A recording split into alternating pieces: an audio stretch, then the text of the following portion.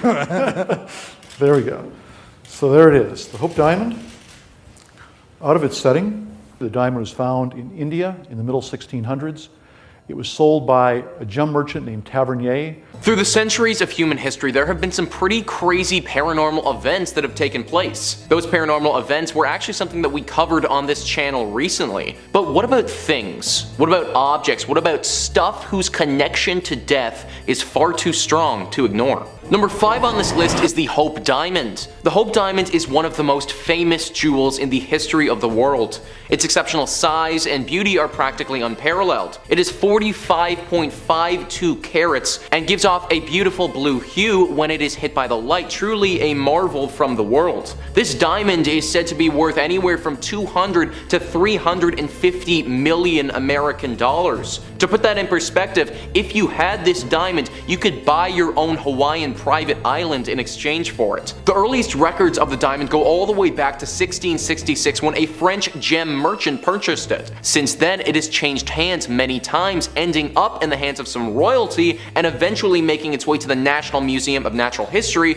in Washington, D.C., where it resides today. This diamond may be the most beautiful stone on the entire planet, but one should be careful with it because it's said to hold a curse. Over the years that this diamond has been in circulation, many tragedies have befallen the owners of this stone. An article written by Christy Puchko writes, "Some believe it is cursed, with a whole mythology claiming that great misfortune and misery will befall any who dares to wear the 45.52 carat diamond. Rumored victims of the diamond have suffered disgrace, divorce, suicide, imprisonment, torture, financial ruin, lynching, or decapitation. One was even said to have been ripped apart by dogs and another by a French mob. If these stories are true, then it's no wonder why the legend of a curse has circulated around this diamond. So with all that being said, I want to ask you guys, if somebody offered you this diamond, do you take the risk? On one hand, you could be the owner and the bearer of potentially the most sought after rock on the planet, but on the other hand,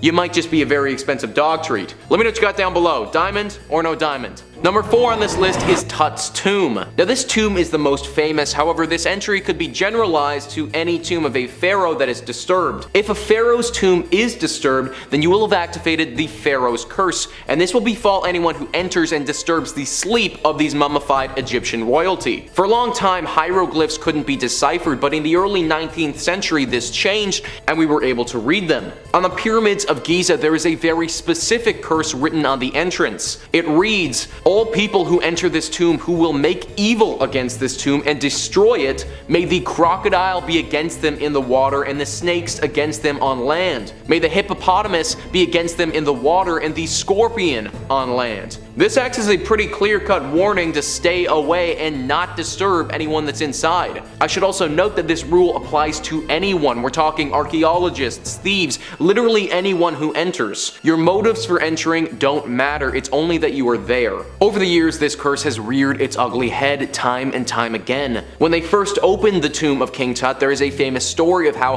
Howard Carter, the leader of the team operating the excavation, had a canary, and when it entered the tomb, died at the hands of a cobra. 2 weeks later, the person who financed the whole operation, Lord Carnarvon, was bit by a mosquito and died due to a horrible infection. These are two of the most famous examples, but for centuries, bad luck, sudden illness, and death have been tied to these ancient tombs. Another one of the pharaoh's tombs warns, "They that shall break the seal of this tomb shall meet death by a disease that no doctor can diagnose." I'd say that that's just about as clear-cut as curses come these days. Number 2, the haunted book. Okay, so sometimes we all find spooky doodles from the past we drew as kids. Finding old spooky pictures or letters written, that can be fun and great for scary stories.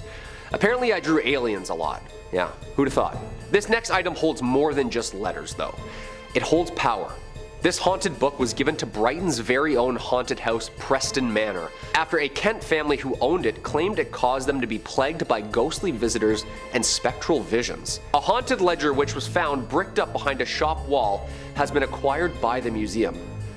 Phew. The ledger was donated by Josephine Beniovitz. The book was discovered by her father, Tony Beniovitz, in 1988 when he was demolishing a shop which closed in 1984. Having taken it home, the father and daughter believed they suffered a number of spiritual visions and images of men, women, children, and apparently soldiers on horseback. The ledger, which dates from the First World War, was a clue at maybe who was visiting them.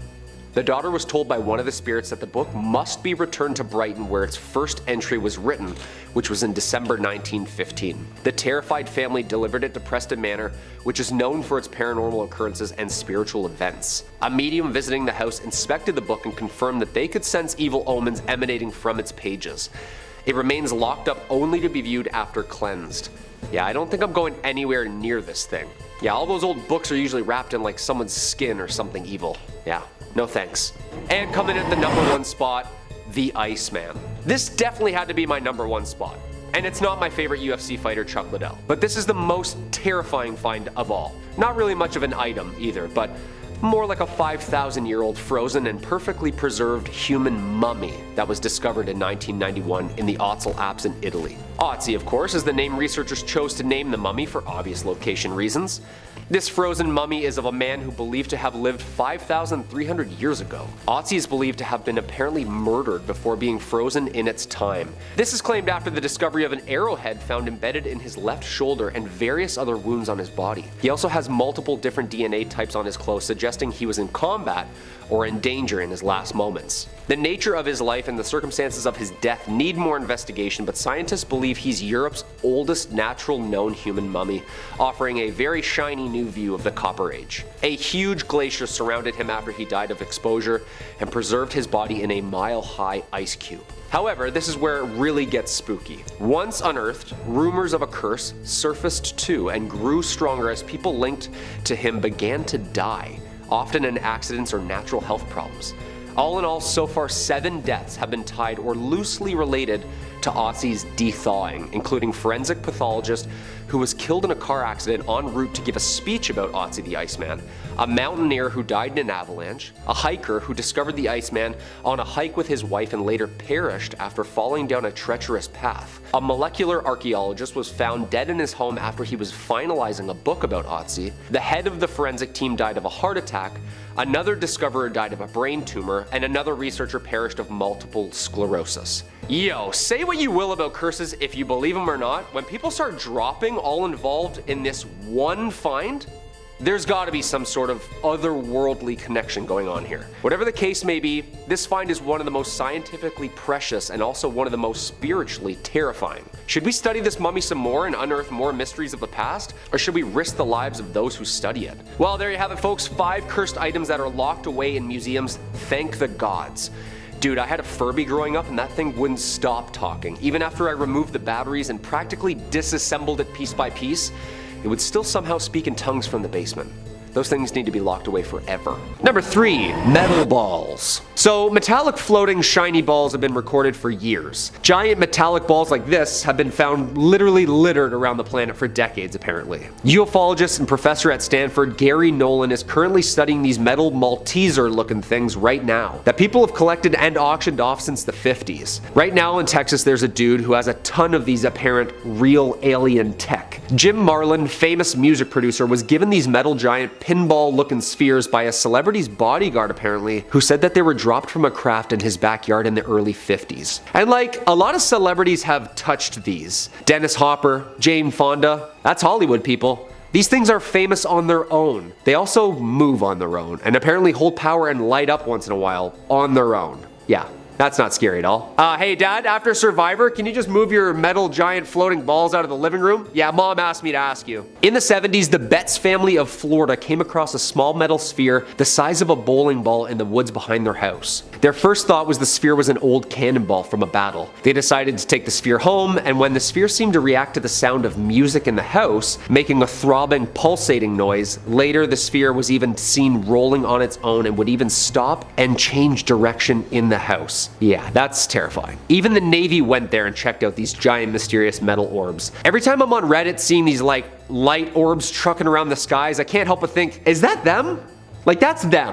One thing's for sure, they don't seem to be made here. Number 2, the Antikythera mechanism. The Antikythera mechanism is an anomaly on its own. For those of you who aren't familiar with it, it's basically an ancient computer that uses the cosmos to predict astronomical events. Thought to have been the first analog computer ever created, and no, it wasn't made in a garage in 1997 somewhere. It was invented by who knows who, like 2,000 years ago. Captain Dimitrios Kontos and his crew of sea sponge divers discovered the Antikythera shipwreck in early 1900 just off Antikythera in Greece, hence the name.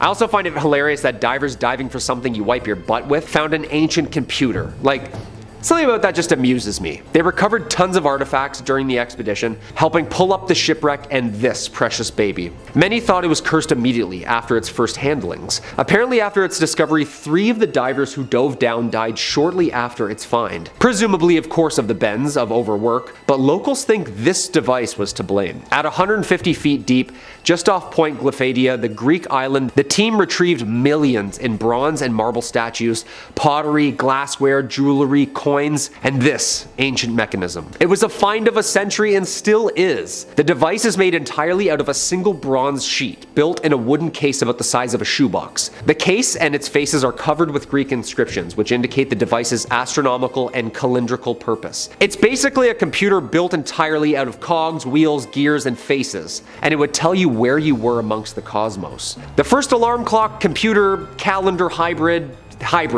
Again, 2200 years ago. Like, no machinery, no watches, no laser cutters, basically everything we have in our iPhones right now within a wooden box 2,000 years ago. Again, it's funny, they were collecting sea sponges to wipe our butts and then stumbled upon a computer. Yeah. You can find it at the National Archaeological Museum of Athens. And number 1, the Codex Gigas. Obviously, this one's gonna be my number 1 pick. Apparently it translates to giant book, and it's big. It weighs about 170 pounds. Yeah, I'm kind of like really uncomfortable what I've learned and read about this book. It's the largest medieval manuscript in the world. The manuscript is also known as the Devil's Bible due to its highly unusual full-page portrait and detail of Satan and the legends surrounding its creation. Illuminated Bibles were a typical feature of Roman monastic books, but even with this one, the page size alone of the Gigas is notably larger for its time, and it's made out of about 180 donkeys. Yeah, sorry.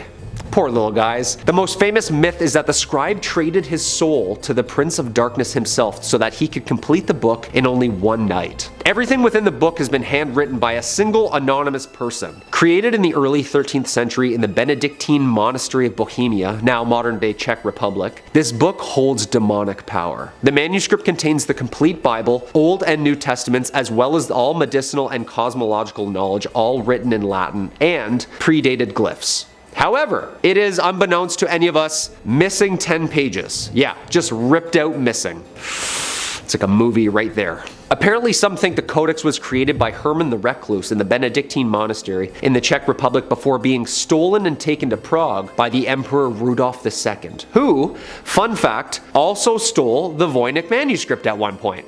Yeah, this guy loved collecting like cursed, demonic, haunted scriptures, I guess. According to legend, the scribe was a monk who promised to create in one night a book to glorify the monastery forever, including all human knowledge. Near midnight, he became sure that he couldn't complete this task alone, so whipped out his pen and made a deal with Lucifer, asking him to help him finish the book in exchange for his soul. That's not really a good idea. It's thought it would have taken him at least 30 years non-stop writing to complete it. The book lays in the National Library of Sweden in Stockholm, where it is on display for the general public. Dude, I can't read Goosebumps without having nightmares, let alone going near this thing?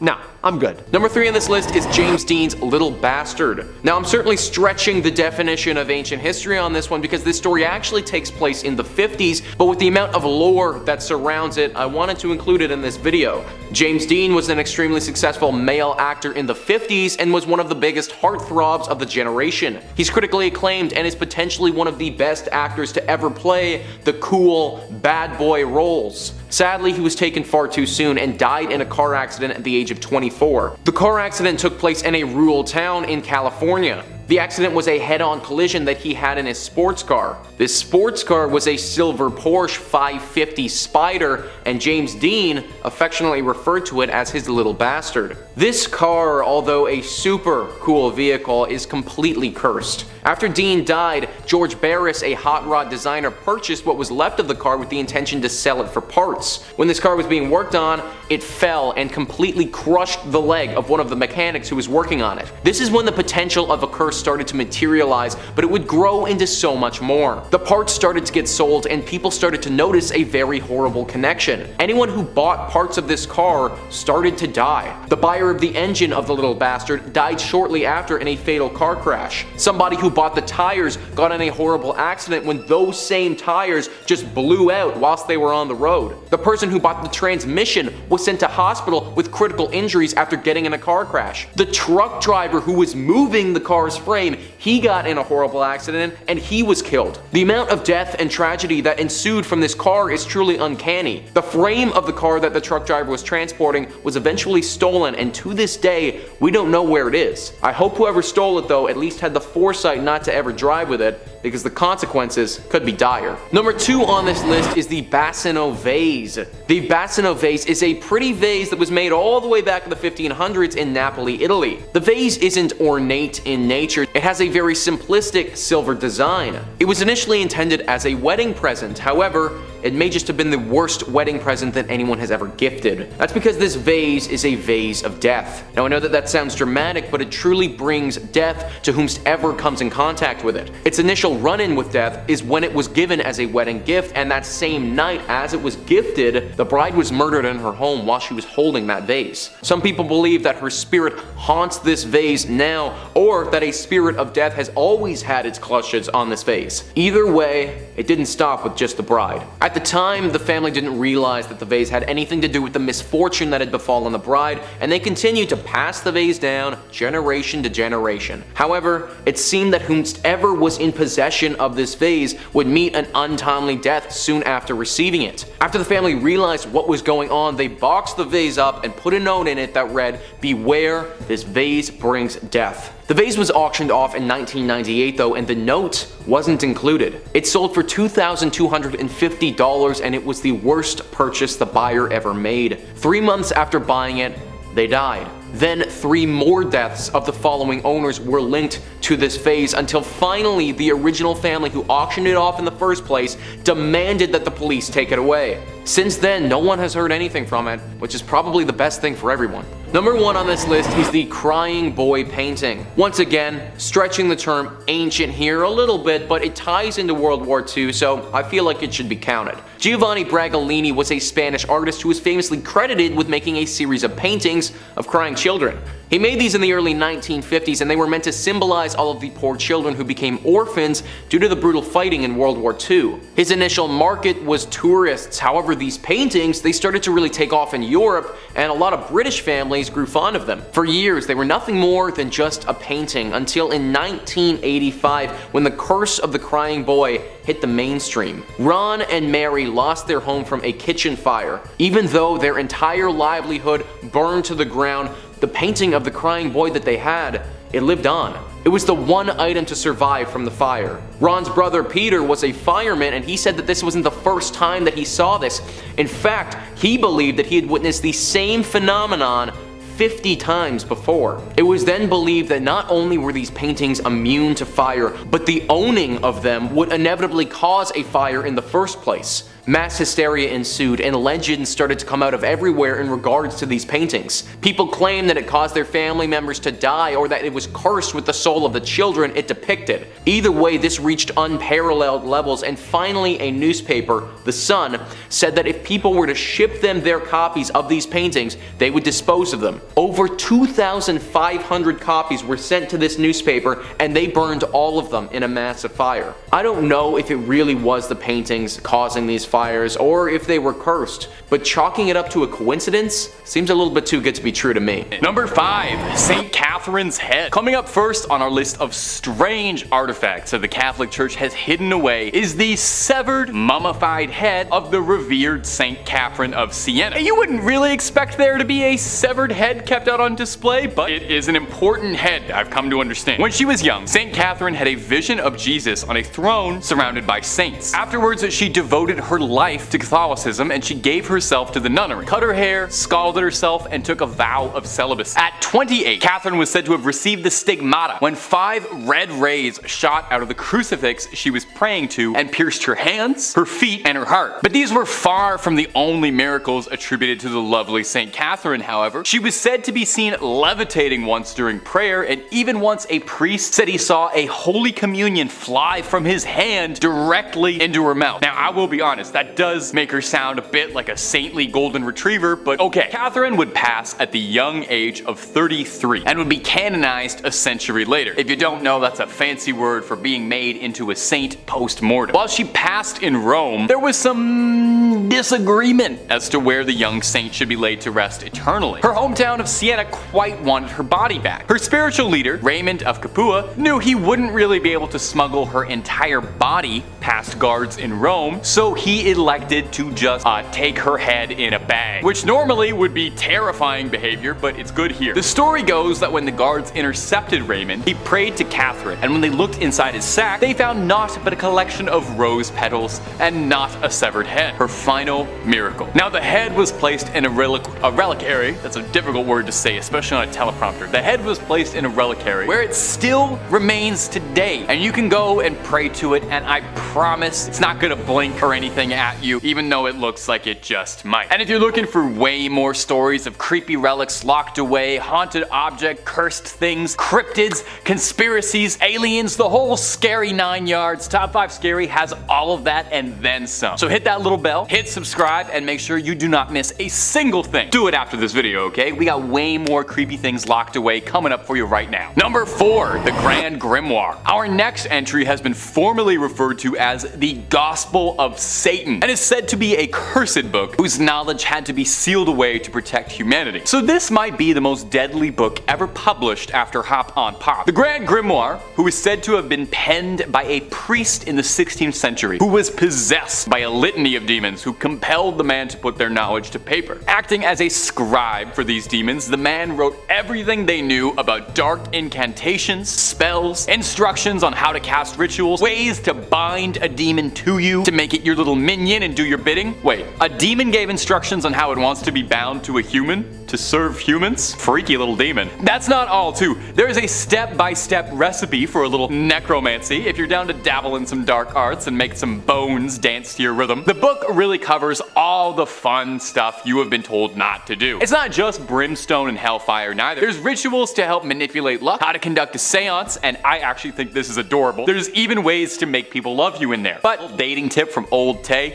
if you need a demon's help to make them like you, it might not be the strongest relationship. So just a heads up. Now, if all of this is sounding super appealing, and I don't blame you, I played a necromancer in Skyrim, I want to make the bones raise. Just know that this book is considered high treason. Even so much as cracking the spine is considered equivalent to selling your soul. So, you know, maybe hold off on that Amazon order for a bit. Also, I'm pretty sure the copy they're selling on Amazon is not the original, because due to the book's cursed reputation, the original copy is said to be locked away in the Vatican's secret archives, and I'm sorry, but no matter how many times you ask, they're not gonna let you look at it, even if you swear you're just taking a little peek just to look at the illustrations and maybe the dedications. They're gonna keep it locked up. I know. In 5th place, we have a cursed wallet. So this tale begins in October of 1972 when an officer at the United States Military Academy contacted the Warrens a day before they were scheduled to present a lecture to the cadets there, informing them that a curious security problem had arisen and, could they possibly help? Now, obviously they said yes, or else we wouldn't be talking right now. So the next day, at a little past 4 in the afternoon, they entered the gates of the academy and were escorted to the office of Major Donald Wilson. So the Major went on to explain how an unaccountable breach of security was occurring in the home of West Point's commanding general. general. Ed asked the major if he knew the nature of the problem, to which the man replied that there was a ghost in the general's quarters. So the Warrens were soon escorted to meet the general and his wife, where they were directed into a sitting room, where the general explained that, well, nothing macabre had happened. A number of curious incidents had occurred without any kind of explanation. So, some background: in the basement of that building there is a private study that at the time was kept locked and secure, but no matter how many times the bunk in there was made up, it was always found ripped apart later. Upstairs, ghosts had been seen flitting about the house. Oh, and personal belongings and other important articles were regularly found missing. The man emphasized not stolen, but just missing temporarily. Later, all these stolen items would be found upstairs, neatly laid out on the dresser in the general's bedroom. So he asked Ed if this could be, caused by a ghost, and Ed confirmed that it was indeed a possibility, and probably like a human ghosty and not a demonic spirit. Lorraine offered to walk throughout the home to try and, establish where the spirit might be present, while Ed and Major Wilson headed for the basement with the key to the downstairs study. As usual, the bunk was torn apart as though someone had been sleeping in it, while nothing else was disturbed. So while Lorraine did her walk through the house, she picked up impressions of the powerful individuals who had spent time in the home in many years over the years, but hardly any sense of a mischievous spirit. She offered to enter a trance state later that evening, after the presentation, to attempt to contact the spirit, and the group, was like, alright, you do you, let's try this. So much later that night, after the events of the day, the group made its way upstairs to the MacArthur bedroom. All lights were turned off but one, and Lorraine closed her eyes. She described seeing a black man wearing a dark uniform with no markings, who was overtaken with a sense of fear, guilt, and lack of acceptance. He told her that he'd been accused of killing, and his cell was in the basement, but the army had exonerated him of that crime. He was very sorry, and could not hold his sorrow any longer. He told her that his name was Greer, and spelled it out clearly for Lorraine, and she was able to convince him to pass over into the light. So after she exited her trance, Lorraine gave a complete description of the man and said at the end that he had simply vanished, and mentioned that he had left his wallet in that downstairs bunker. So the general is adamant that based on the uniform Lorraine had described, no black men had served at West Point during that time. But, he mentioned he would look into it and thank the Warrens for their time. Goodbye, alright, sure. A few weeks later though, Ed and Lorraine received a phone call from the general. It was discovered that a black man, a porter by the name of, Greer, had served there. So he had been assigned to the Thayer mansion in the early 19th century, and he'd been accused of committing death, but the army did exonerate him of it. His records had been out of order, and he would now be officially filed as deceased. Also, the walls in the bunker had been renovated, and the wallet was finally found. What do you know? The army offered to mail it to the Warrens just to be safe, and it has stayed in their museum ever since. In fourth place, we have the Snedeker family rosary beads. And as you might expect, this true story begins in the witching hour, in the wee small hours of the morning. Because if rosary beads aren't scary enough. One night, very late at night, Ed and Lorraine were contacted by this family who had just moved into a house on Meriden Avenue in Southington. Specifically, the mother of the family unit and a niece who came to stay with the family were on the phone. And, so originally what they found and bought was a big and seemingly welcoming home. But what they didn't know when they bought it was that it was a former funeral home. Oh, and fun fact, the morticians at the funeral home were allegedly involved in necrophilia, or performing sex acts with corpses. And what used to be the showroom for the coffins was now where the younglings were. And just down the hall from that was the place where the bodies were prepared for viewing. Yeah, not grim at all.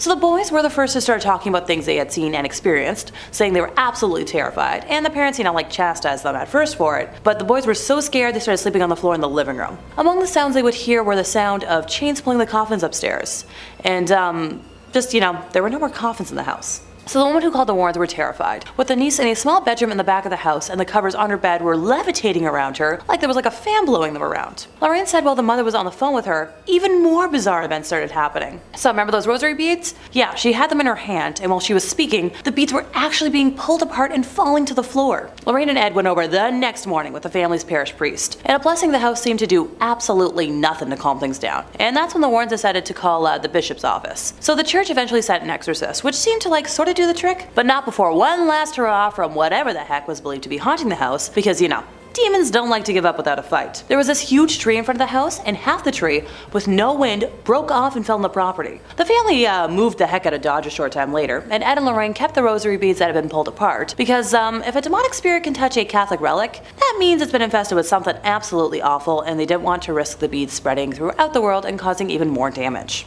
Yeah, that makes sense. Number 3. Hyacinth of Caesarea. Our next entry is the bones of Hyacinth of Caesarea, another Catholic mummy.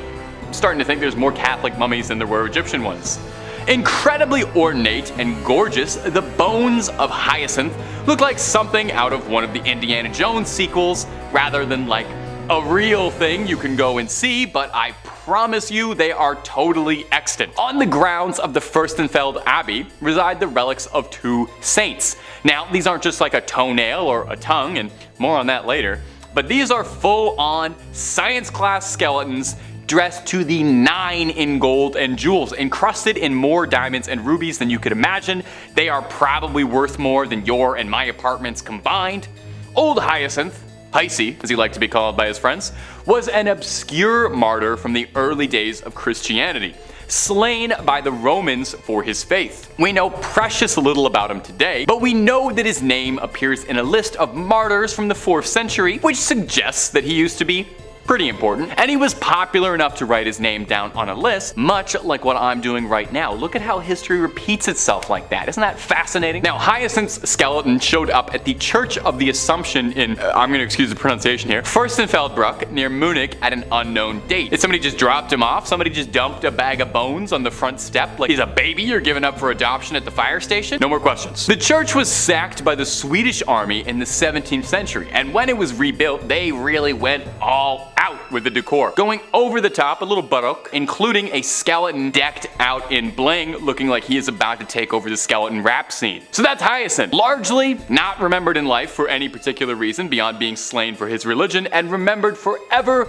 as a ludicrously swagged out skeleton. We can all only hope for similar legacies as dear sweet Hyacinth. Number 2, the tongue of Saint Padilla. Did you know your tongue is made up of 8 muscles? Maybe you didn't.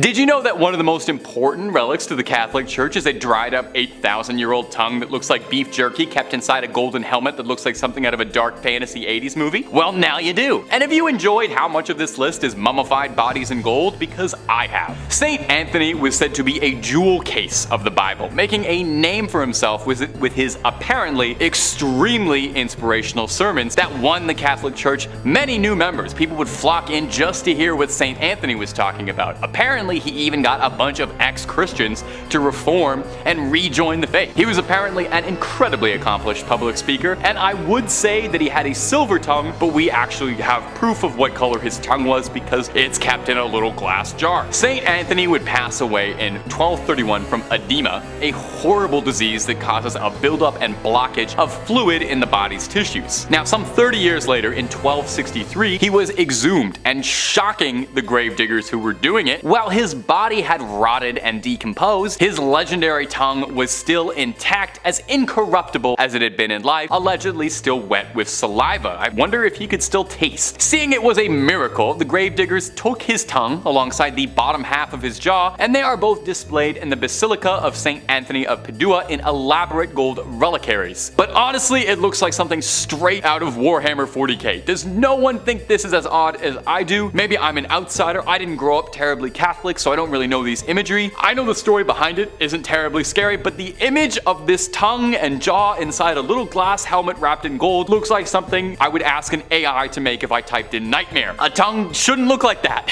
And I feel like a jaw shouldn't look like that either. Am I alone in this? Am I weird for thinking this is weird? You let me know down below in the comments if maybe I just lack context on all of this. And number 1, Camillus de Lellis' heart. Camillus de Lellis was a man with a big heart full of love, never ending in generosity. We know just how big his heart is because it is kept in a glass jar and it is salted to preserve its legacy.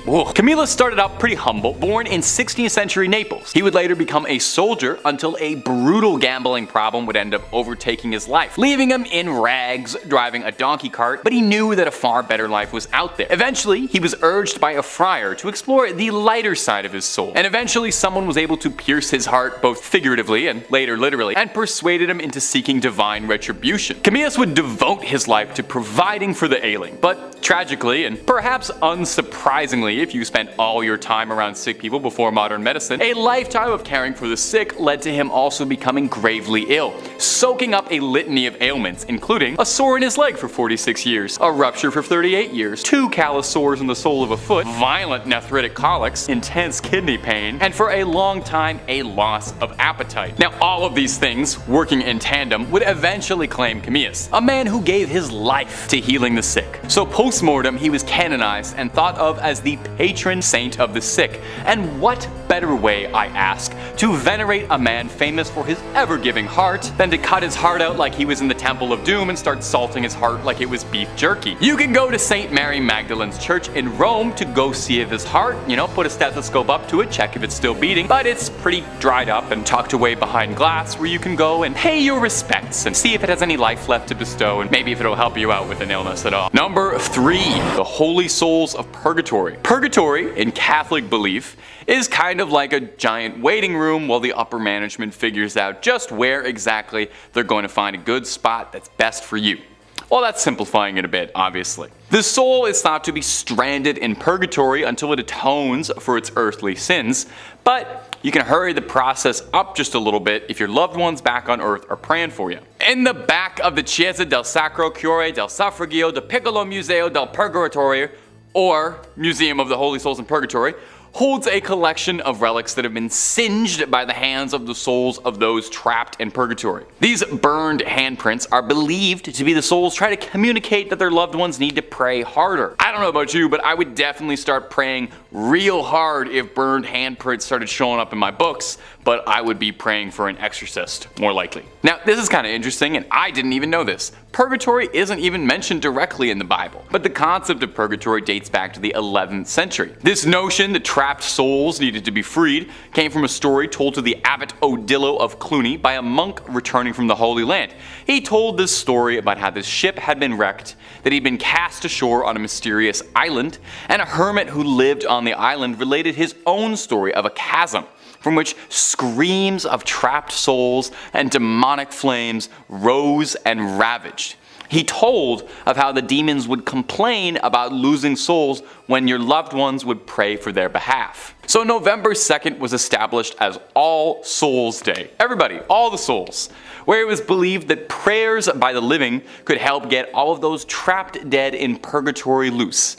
It's kind of like that one episode of The Simpsons where the town comes together to get Bart out of the well. It's a similar enough concept, They sang a song, you pray, souls get out, Bart gets out, pretty much one and the same. This particular collection of burned relics in particular, though, was collected when Victor Jouet, the missionary behind the collection, experienced a fire that burned part of the original suffragio, leaving behind a scorched image of a face that he believed was a trapped soul. Now, again, just me personally, but if I saw a face burned into one of my possessions, I would move entirely, call an exorcist, be putting salt circles around my feet for the rest of my life, but I appreciate what he did too. Number 2, the Santa Maria della Concesione crypts. Whew, my Italian is not as good as it should be. Inside the Santa Maria della Concesione crypts, as many as 4,000 friars lie here. Well, lie is probably the wrong word, as they hang here is probably a more accurate description, as these 4,000 bodies are hanging from the rafters, decorating the space of every inch of the church. Now, it might seem a bit grim or beautiful, depending on your twisted point of view. We're a scary channel, I ain't gonna judge you. There's a certain chic to it. But I wouldn't be surprised if they have to spend a few hundred a month on keeping air fresheners and incense just running all the time there. Now, you might reasonably be wondering, hey, why do they hang bones from the wall like they're throwing a Halloween party and no one went to the store to get actual decorations and they had to make do with what they had? Well, they're not just festive. The practice dates back from the 16th century when the Capuchin friars, not named after the monkey but because of the hoods they wore, left the friary of St. Bonaventure to come live at Santa Maria della Concesione. They were ordered by the Pope's brother at the time to bring the remains of deceased friars with them to their new home so that all the Capuchins could lie together. With a huge amount of bodies on their hands, the brothers decided to get a little fun with it and decorate the walls of the crypts with their bones as a way of reminding them that death comes for all of them. Surely there's a slightly easier way to remind you of the ever-present mortality that hangs over us than literally hanging a bunch of pelvises to the buttresses, but what do I know? A plaque in the crypt reads, "What you are now, we once were. What we are now, you shall be." Which is grim. No way around it. The crypt contains a little bit of everything inside you. Crypt of skulls, lovely load of leg bones, and the star of the show is definitely the crypt of pelvises. Oh, make sure you get a photo in there. Make sure you grab a fridge magnet from the Pelvis Room gift shop. And number 1, St. John the Baptist's many heads. They say 2 heads are better than 1, which might be proof of what a great man St. John the Baptist is, because no one can seem to agree how many heads the guy actually had. The saint's head was supposedly brought back from Constantinople in 1206 by the crusader Wallen de Satan, but it seems this happened more than a few times, since 3 different shrines across the globe all claim to have the original head of St. John the Baptist, and no one's able to clear this up anytime soon. St. John was a forerunner of Jesus Christ, and the New Testament says that John was beheaded by Herod around 28 CE as a punishment for criticizing his recent divorce. Yeesh. Paintings of the beheading depicted on a silver platter, which is a nice way to get a severed head, I think. I don't know if I ever want a head delivered to me, but if I had to, I would want it on a silver platter. According to the legend, there really was a silver platter his head was delivered on that made its way to Constantinople or Istanbul, but was sold by the Crusaders in order to pay for his travels back. John's head was on display in the Amiens Cathedral up until the French Revolution, where they confiscated all church treasures, and it would eventually return home in 1816, then going all the way back to Rome from Greek monks who brought it to a shrine decorated with beautiful stained glass, one panel depicting the head on a silver platter. You think you wouldn't want to remember that? Well, here's where the trouble comes in. A German museum in Munich also takes great pride in having St. John's head. The Munich Residence Museum contains a bunch of other holy relics, but their most prized is the alleged St. John's head, although no one really knows how it got there. This skull is wrapped in cloth and heavily interred with gems. Now 2 would be impressive, but St. John's got a crowd worth of heads because he's got 3. His last head can be found in Damascus, Syria in the Umayyad Mosque, one of the oldest and largest mosques in the world. This relic, also not exposed, wrapped in a cloth, and is currently located in a shrine dedicated to the saint. So will the real John the Baptist please stand up?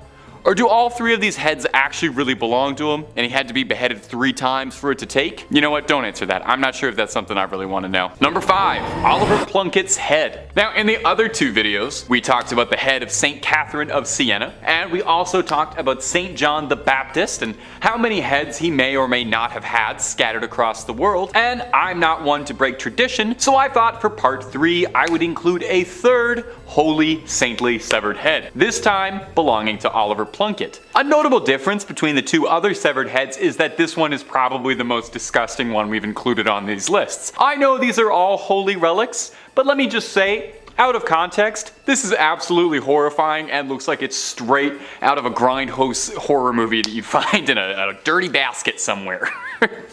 Oliver Plunkett, before becoming a head, was an Irish Catholic archbishop who was a victim of the Popish plot. Now, if you're not up to date on your Catholicism, that's a whole other video worth of explaining. I don't know much about the Popish plot. I'm not the guy to do that for you. But the short version is that it was a conspiracy falsely alleging that there was a plot against the Protestant king Charles II.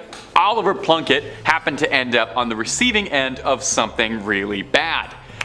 Namely, he was executed, which is pretty bad. But they really went out of their way to destroy Oliver Plunkett, his public image, his body. They called his praising of the Roman Catholic Church high treason, and his punishment was a slow and arduous death. He was hung, drawn, and finally quartered. And just in case there were any odds of him pulling through on a miraculous recovery, as a final effort, they yeeted his head into a fire, where it was rescued by a friend of Plunkett. I'd like to think I would do that for my friends. Well, after being recovered, the head was rescued and stored hidden away in a nunnery, eventually brought to Ireland in 1995, where he's now kept on display in the National Shrine to the Saint. He was canonized for his troubles, and he is the first new Irish saint in about 700 years. It's high time for some new blood, I think. So, you can go, you can pay your respects to him, and maybe offer him some skin cream, because that skin's looking a little dry. And if you're looking for more creepy videos on weird relics or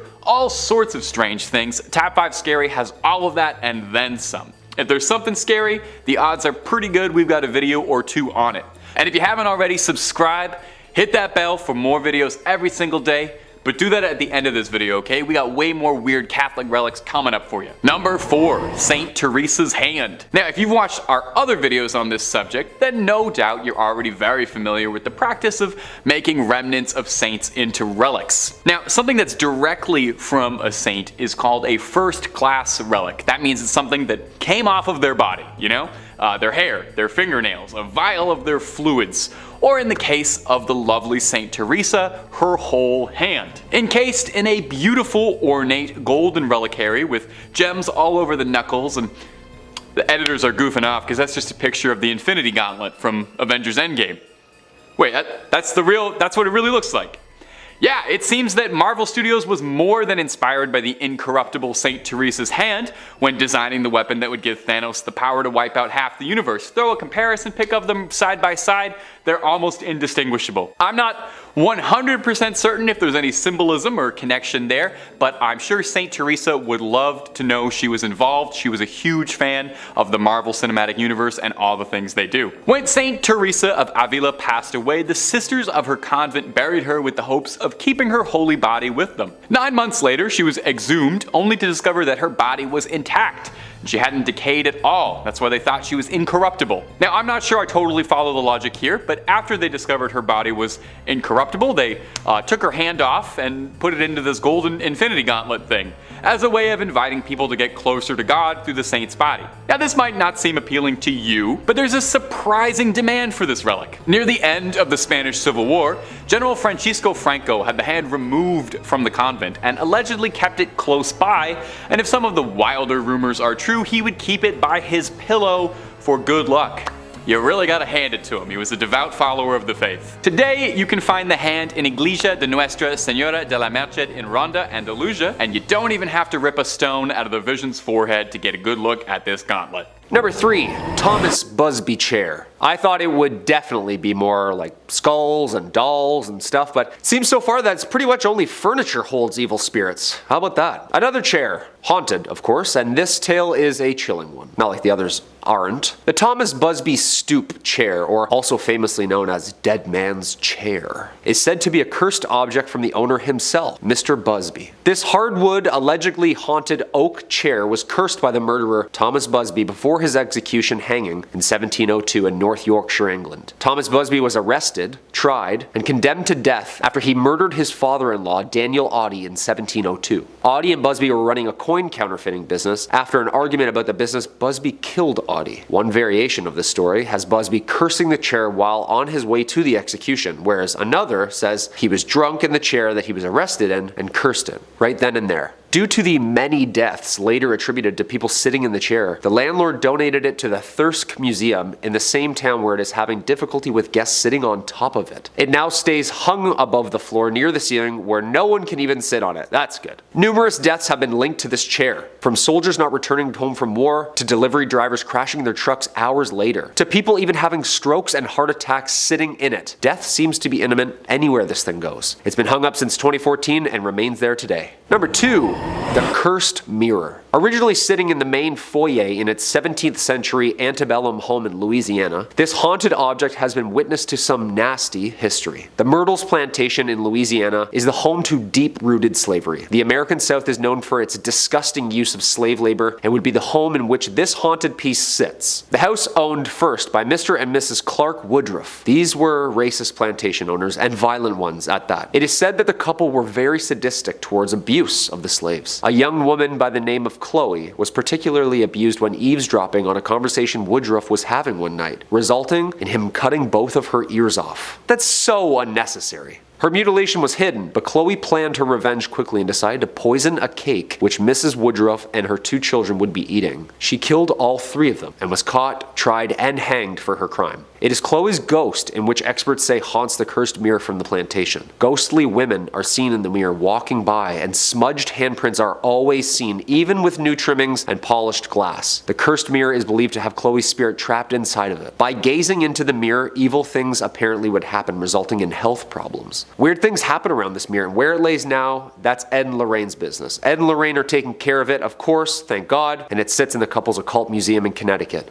ungazable. Today, the Myrtles plantation has been changed into a bed and breakfast, but still remains one of America's most haunted houses. What do you think? And coming in at number 1, Annabelle. Possibly the most infamous and dangerous possessed artifact found at the home of Ed and Lorraine Warren. Their occult museum is the home of the Annabelle doll. We know a little bit about this doll, of course, with all the films about her in the last couple years. Tons of people have flocked to the museum to take pics in front of her vase. She rests inside a glass case ominously marked "Warning. Positively do not touch." Warned. She was previously owned by a nursing student, Donna, in 1970. Gifted from her mother from a thrift store, after some creepy incidents involving the doll like levitating onto the table and moving around by itself, she took the doll to a medium who revealed it is possessed by the spirit of a little girl who died young. Ed and Lorraine were eventually called after the incidents would not stop, and they offered to take it to their home. However, this is the scary part on the drive home. Ed himself said that the doll was making the car do things out of his control. Stuffed in a bag, doused in holy water, he still felt the presence. The engine kept turning off, power steering would all of a sudden lock up. The hardest part was getting it into a safe locked case in their museum, where it's been ever since. Thank goodness. The doll holds evil power and demonic possession, Lorraine says, and she refuses to even make eye contact with it. Yeah, you know it's bad when they won't even look it in the eye, huh? The museum unfortunately has been shut down since 2019, but the cursed objects still seem to be staying put. Thank goodness. Number 5 on this list is King Tut's mask.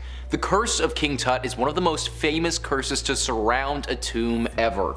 King Tut was a pharaoh in ancient Egypt who boasted one of the most ornate tombs in history. This tomb carried a curse though, and those who entered it suffered fatal consequences. On the pyramids of Giza, there's a very specific curse written on the entrance. It reads, "All people who enter this tomb who will make evil against this tomb and destroy it, may the crocodile be against them in the water and snakes against them on land. May the hippopotamus be against them in water, the scorpion on land." This curse stuck with those who entered. It all started with Howard Carter, the leader of the team, whose canary was eaten by a cobra the second that they first entered the tomb. Then the person who financed the whole excavation died shortly afterwards. And from there, a domino effect occurred where many others involved suffered horrible tragedies or passed away. Some speculate though that it wasn't actually the act of opening the tomb that sparked this curse, but it was what they did with King Tut's mask. King Tut had a burial mask on when he was mummified and put in his tomb. The mask is beautiful. It's meant to resemble the person it's on so that the gods can recognize him and bring him up to heaven. Inside the mask is a bunch of oils and materials that are said to help preserve the body. All of this is all well and good, but on the back of the mask is an inscription. This inscription is said to be a curse similar to the one on the pyramids of Giza. Well, if that wasn't enough, then there's a rumor this mask was broken during the excavation process and had to be reassembled when they took it back to their headquarters. Opening the tomb is already problematic, but to then break the mask of King Tut that has a curse inscribed on it, that's just asking for trouble. Number 4 on this list is King Casimir IV's coffin. King Casimir was born in 1427 into royalty. By 1440, when he would have only been 13, Casimir was named the Grand Duke of Lithuania, and only 7 years later in 1447 became the fully fledged King of Poland. He stood as the King of Poland right up until the day he died. Oftentimes, kings don't make it right up until their death, but King Casimir's success was pretty historic. He's known in Polish history as being one of the most politically active and prosperous kings to ever rule over their country. During his reign, he won several wars, recovered territories for Poland, and made their royal family one of the leaders in Europe. Due to all of the glory that he received in his life, it was only fitting that he have a tomb that reflected this. He died when he was 65 years old in 1492 and was put to rest in the chapel of Wawel Castle. There he lay for roughly 500 years until 1973. Researchers opened the tomb to find a horrible surprise. The researchers opened this tomb and investigated the mummification process and all the artifacts he was buried with. They took his body and coffin out of this place and brought it back to their lab. What they didn't realize though was that this coffin had a curse to it. It's estimated that over 15 people died who worked on researching this body and this coffin. It took a while before they realized what was causing this death, but eventually they discovered the error of their ways. You see, the coffin was cursed, but it wasn't cursed with anything ghostly, it was cursed with Aspergillus flavus. Cursed is also a misleading word to use in this instance as well, because Aspergillus flavus is actually a pathogenic fungus.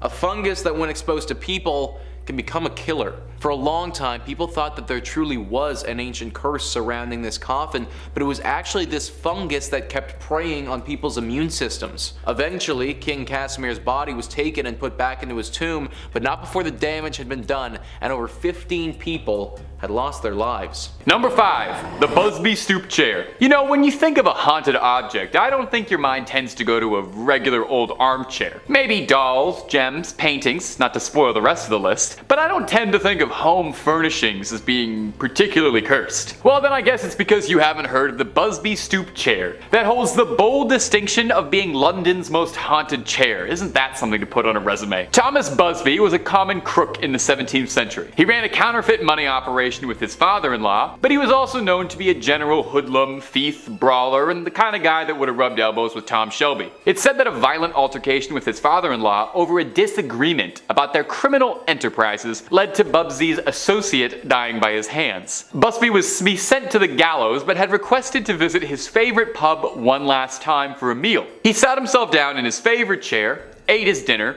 and claimed that if anyone ever sat in his chair after his death, he would make sure to haunt them. He would be hanged the next day. It would seem that his claim would prove to be true, because in the years since Busby's passing, the chair did bring mysterious misfortune. The first striking occurred in 1894, when a chimney sweep sat in the chair with a friend one evening and heard the story of the Busby haunting. He thought nothing of it, and after leaving the bar, passed out in the street. The next morning, he was found hanging from the gallows. During the Second World War, airmen used the pub as a hotspot, and the rumors began to sprout again about the Busby chair being haunted. An urban legend of an airman who sat in it and crashed his plane the next day was whispered in the wind amongst men. The owner of the pub, worried about the evil contained within a chair, rightfully so, eventually donated it to the Thirsk Museum in the UK, where it's hung 5 feet off the floor from the ceiling, just to ensure no one ever makes the mistake of trying to get too comfy in that cursed chair. And my ghouls and my goblins, if you'd like to hear more scary stuff, you don't have to go anywhere at all. Click through for hundreds of videos about cursed objects, aliens, cryptids, creatures, ghosts, ghouls, goblins, and way more. Stay subscribed and creep on creeping on. Number 4.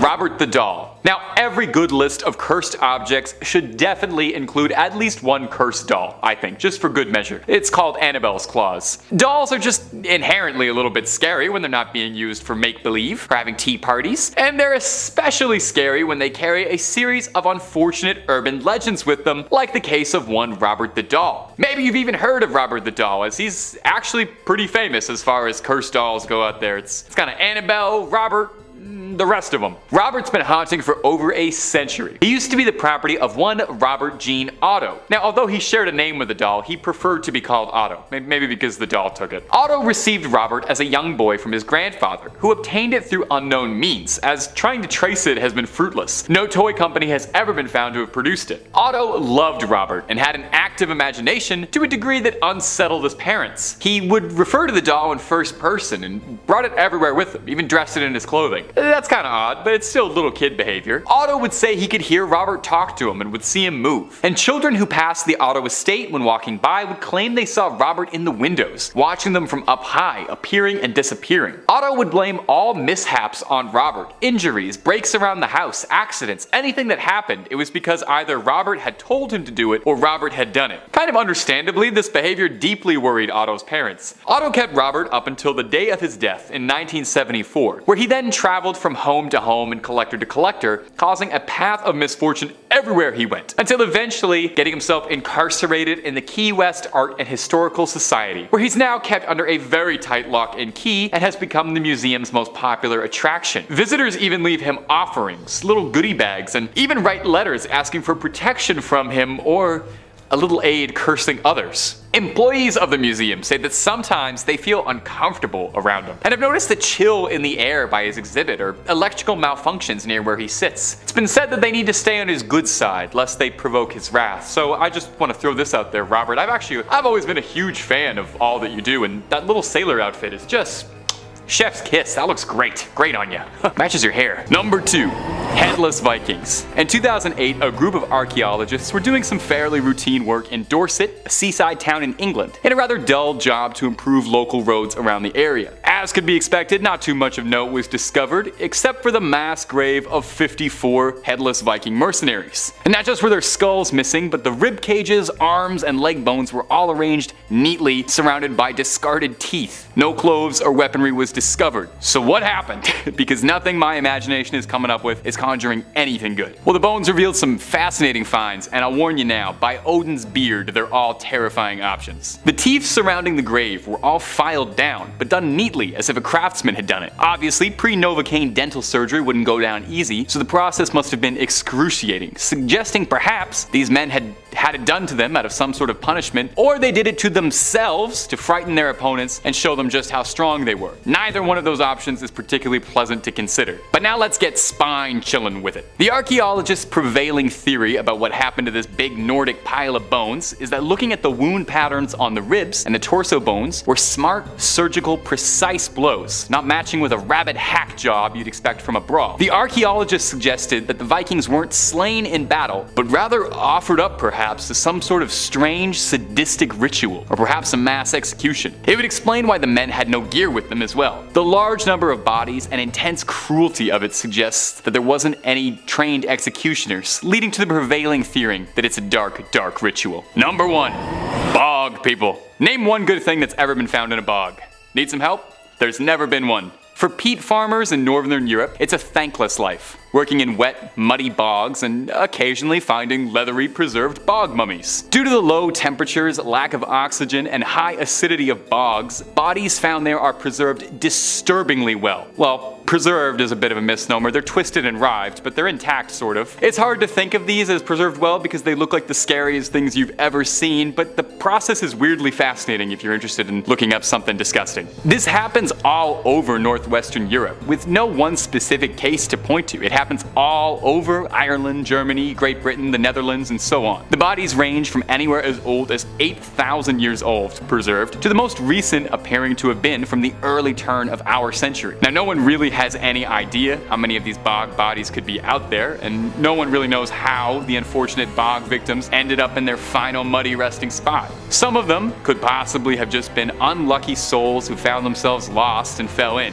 But another prevailing theory is that Roman Iron Age people in northern Europe sacrificed people to the bogs, which sounds too dark to be real, but apparently is. They would also offer people as sacrifice or as punishment for their perceived social imperfections, which may I just say I am very glad this practice isn't commonplace, because I would be cast into the bogs faster than you could say peat deposit. Number 5. The Anguished Man. The tale of this rather disturbing looking painting is strange and steeped in mystery, but every scant piece of information we have on it is more unsettling than the last. The painting of a featureless man who seems to be screaming was apparently painted by a deeply troubled artist who mixed his own blood with his paints in an effort to get the right shade of red. Not long after completing it, the artist took his own life, and the painting found its way into a woman's care. She kept it for many years, but claimed that once she put the painting up, her and her family began to see a dark, shadowy figure roaming about their house. At night, they would hear strange sounds like footsteps and crying. The woman took the painting down and kept it locked in her attic for 25 years until she died, leaving the painting to its current caretaker,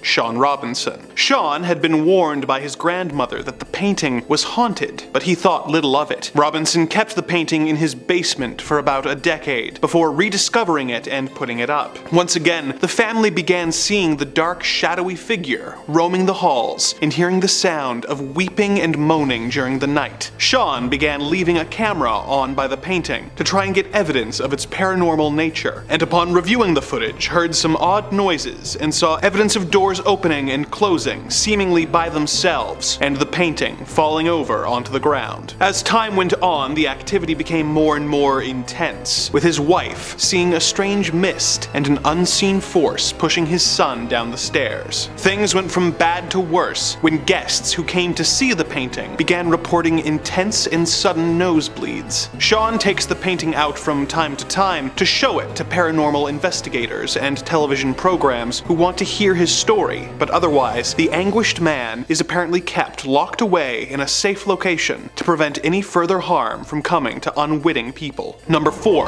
Robert the Evil Doll. We've all heard of the cursed Annabelle doll that has permeated pop culture for the last decade, but have you heard of Robert? Robert was a gift to a young boy of the same name, Robert Eugene Otto, from his grandfather. The grandfather had been traveling in Germany and came across the doll, who was not intended to be a toy, but a window display. He bought the doll for his grandson, who dressed it in a sailor's outfit that he had outgrown, and kept it with him at almost all times. As the young boy grew up, witnesses remember his relationship with the doll seemed to grow more and more unhealthy, with him referring to the doll as a living person and blaming mishaps on him. The boy, who went by his middle name, Gene, grew up to be an eccentric artist in a stately home known as the Artist's House. He kept Robert by the upstairs window, where children claimed to see him moving in and out of view. When Gene died in 1974, the new owner of the house, Myrtle Reuter, found the doll and became its new owner. Visitors of the house began reporting the sound of giggling and footsteps coming from the attic where the doll was being kept. When the doll was around people who spoke ill of its original owner, some claim that his facial expression seemed to change. After Myrtle got sick of the doll apparently moving around the home by itself and scaring guests for 20 years, she chose to donate Robert to the Fort East Martello Museum in Key West, Florida. Robert now resides in a locked display case to prevent the over 120-year-old doll from decaying further, but also to protect the visitors of the museum. But even those precautions don't seem to always work. Guests who insult Robert at the museum report experiencing tragedies in their lives not long after. This has ranged from people losing their jobs, getting divorced, breaking bones, getting into automobile accidents, and even a few deaths. The doll reportedly receives letters every day from admirers, people wanting the doll to curse their enemies, and a few from people asking Robert to reverse the curse they believe he has laid upon them. Number 3. The Veil of Veronica. Now on these lists of holy relics, we've had all sorts of strange things. We've had fingernails, teeth,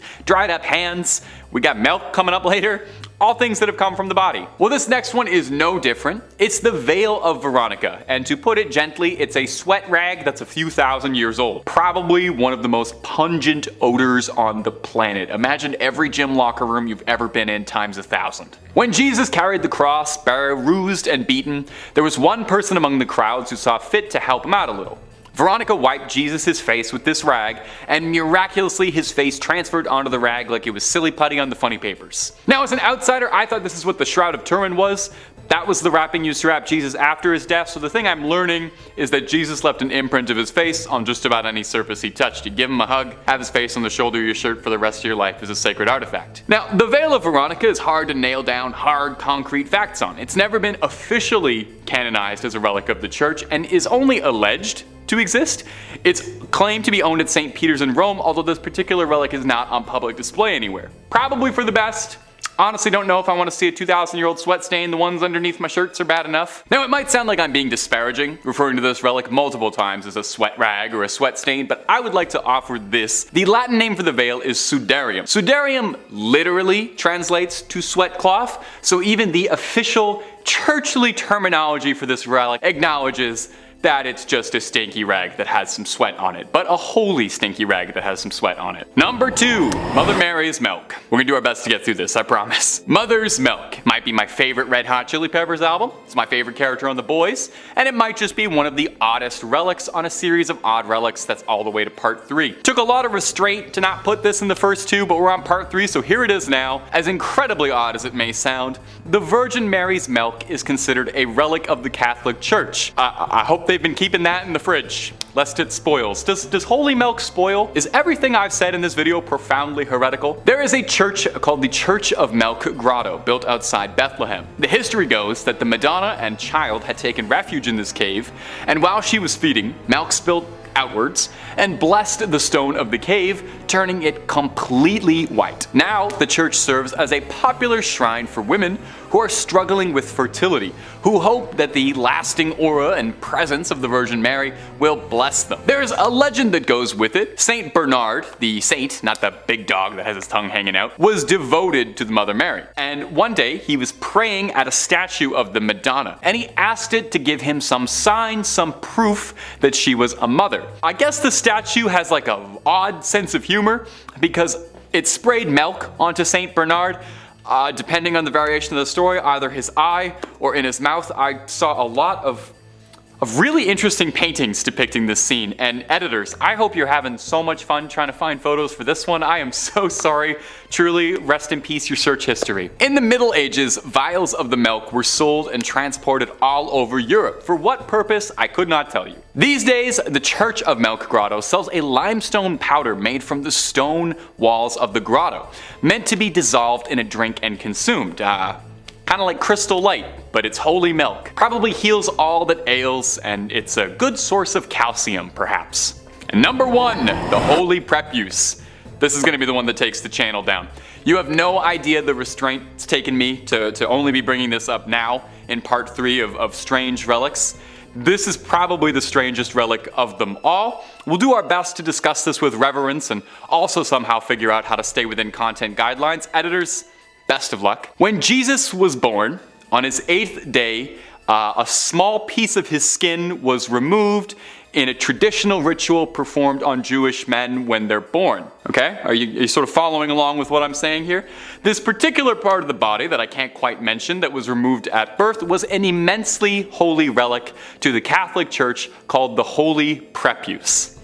Now, the very bizarre part regarding the history of the Holy Prepuce isn't just that it exists at all, it's how much trouble one bit of skin would cause.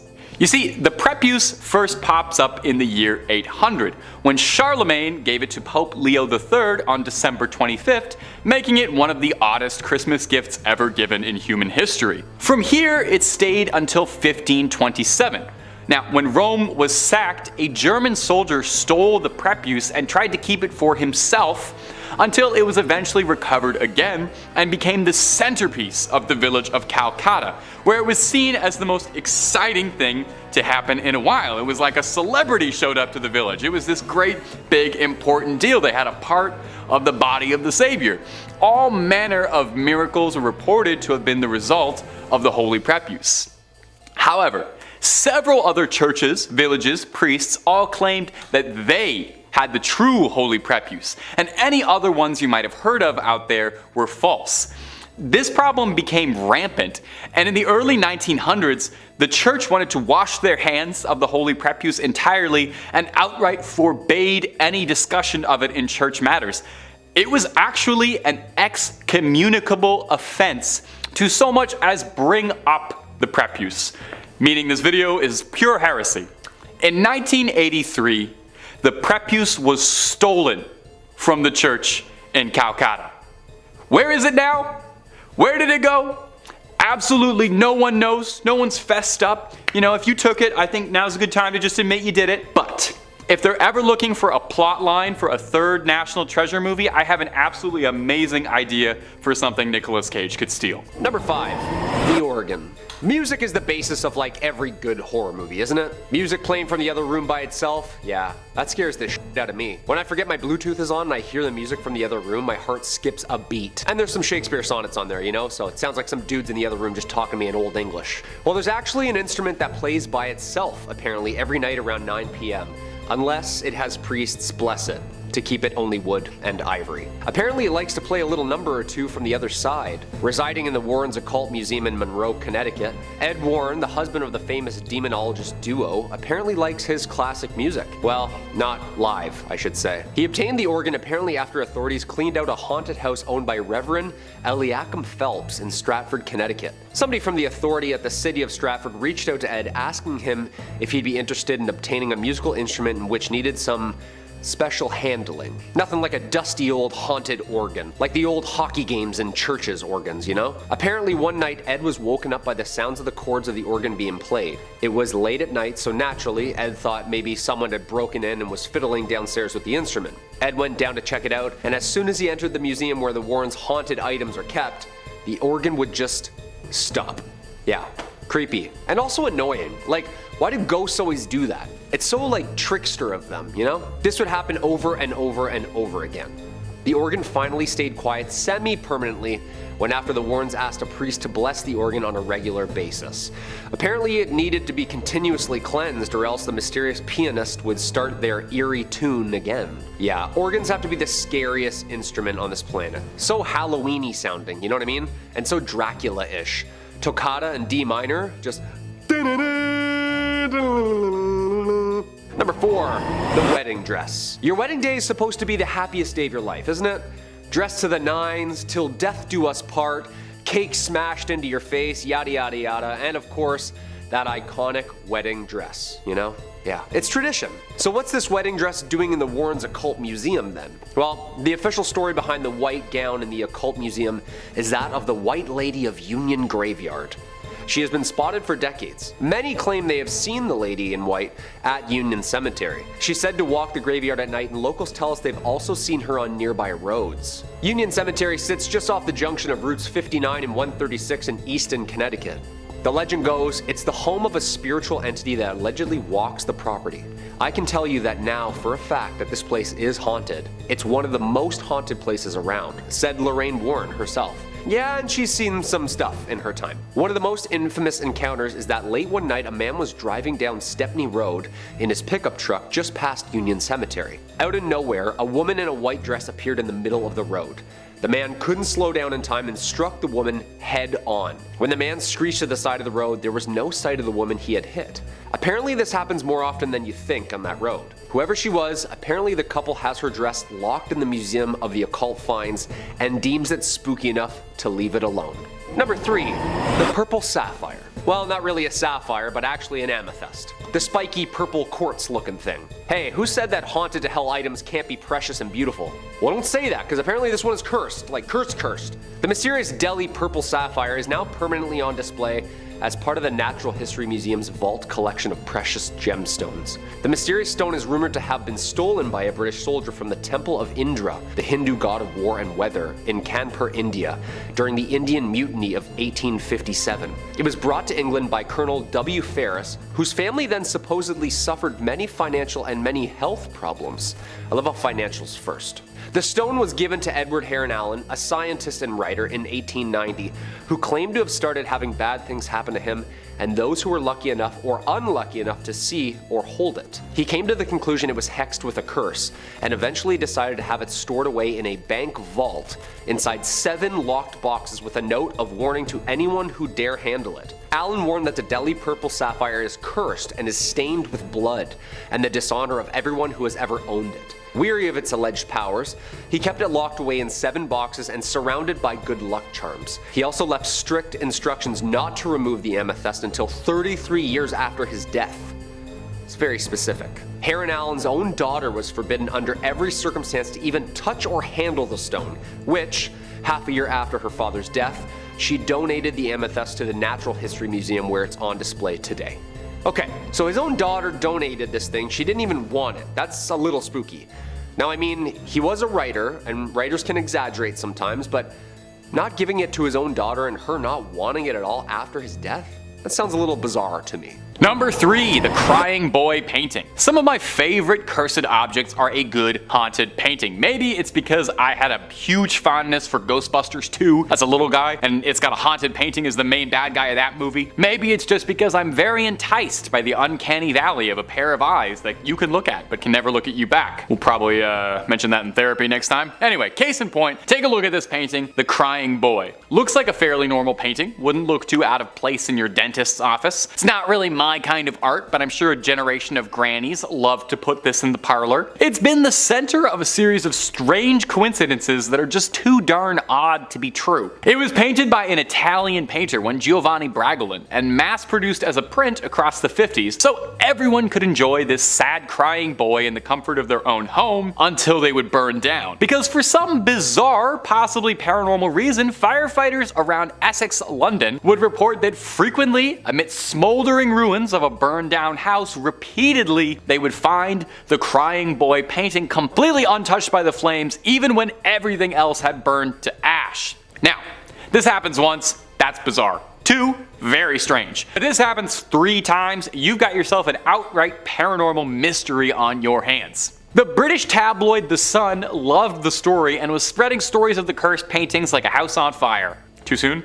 The Sun printed out warnings of people who owned the painting and that they should get rid of it, lest they find themselves smelling smoke. The story was so popular and people were so invested in the curse of the crying boy that the Sun tried to take it upon themselves to rid London of the curse by, get this, holding a bonfire in which anyone who owned a print of the cursed painting could come, torch it, and hopefully exorcise whatever demons had got into the printing press. The bonfire was a raging success, with sackfuls of the prints being torched, seemingly ending the curse of the crying boy. After hearing about this story though, does anyone else kind of want one of the prints? I don't know, there's something about it. Number 2, the Hope Diamond. The Hope Diamond has shown up more than a few times on this channel, and for good reason. It's considered one of the most haunted rocks on the planet. The diamond was first uncovered in India, with reports purporting that the diamond was plucked from the eye of a statue of the goddess Sita, the goddess of beauty and devotion. Legend has it that the first person who stole the diamond was mauled by dogs shortly after taking it. That's a pretty quick curse. From here, the diamonds passed through countless hands, never staying in one place for too long. It's said to have been owned by King Louis XVI and Marie Antoinette, who, as far as I know, never had anything too bad happen to her. Nothing worth losing your head over worrying about. That's a little history joke for you. Throughout the diamond's storied history, it's been said that just about every owner suffered a horrific fate. 14 confirmed deaths and owners throughout history, and that's only the ones we know of for sure, as there could be countless more. The jeweler who recut the stone into its current form, William Falls, died a ruined man in poverty and hardship. His son Hendrik stole the stone from his father, who would later be prompted to take his own life for the crime. After passing from owner to owner under grisly circumstances, it made its way to Harry Winston, an American jeweler who, possibly making the only good choice of anyone on this list, thought it better to play with his odds and donated the diamond to the Smithsonian Museum in 1958, where it currently resides,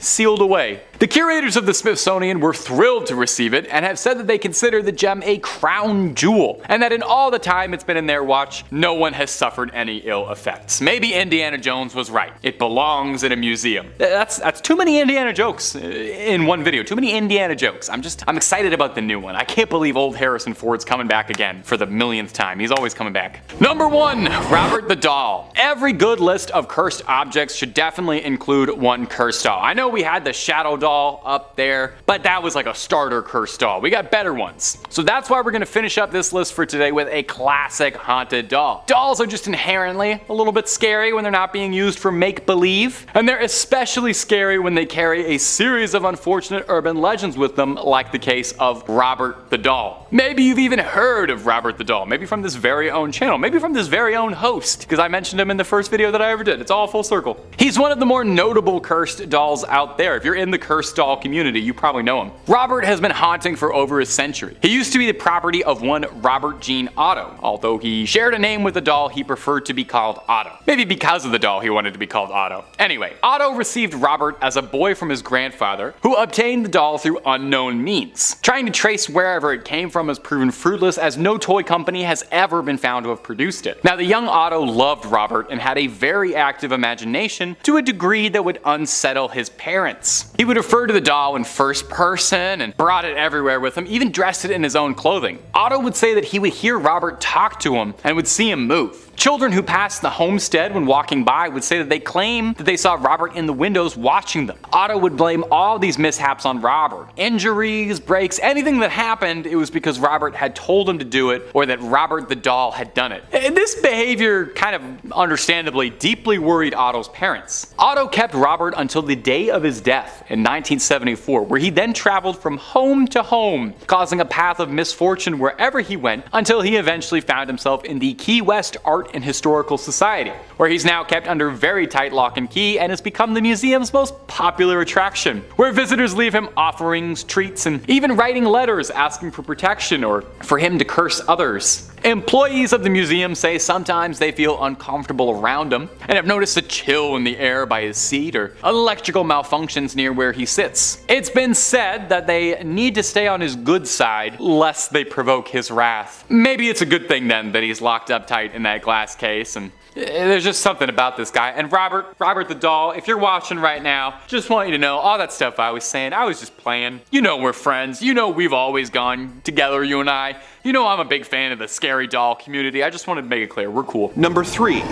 The Women from Lem statue. This limestone statue, also known as the Goddess of Death, was discovered in Lem, Cyprus in 1878. Its purpose, or exactly what it was meant to portray, has been lost to time, but many experts believe it may be a fertility statue of an unknown goddess. Whatever the reason for the carving, experts have concluded that it was carved sometime around 3500 BC. After being found in 1878, it was purchased by a man named Lord Elfont. Within 6 years of having acquired the object, Elfont and all 6 of his family members had died under mysterious circumstances. The statue passed to a man named Ivor Manucci, who died along with his entire family within 4 years of the purchase. The same thing happened to its next owner, Lord Thompson Noel, and his family. The statue seemed to disappear for a time before being acquired by Sir Alan Biverbrook, who had a wife, 2 daughters, and 2 sons. Yet again, family members began to drop like flies, with Biverbrook, his daughters, and his wife all passing within a few years. Fearing that they would be next, Biverbrook's sons decided to donate the statue to the Royal Museum in Edinburgh, Scotland, where it was soon put on display. However, the statue was not quite done, and the curator who had handled the statue mysteriously died the next year. The statue is still on display to this day, locked in a heavy glass display case. Number 2.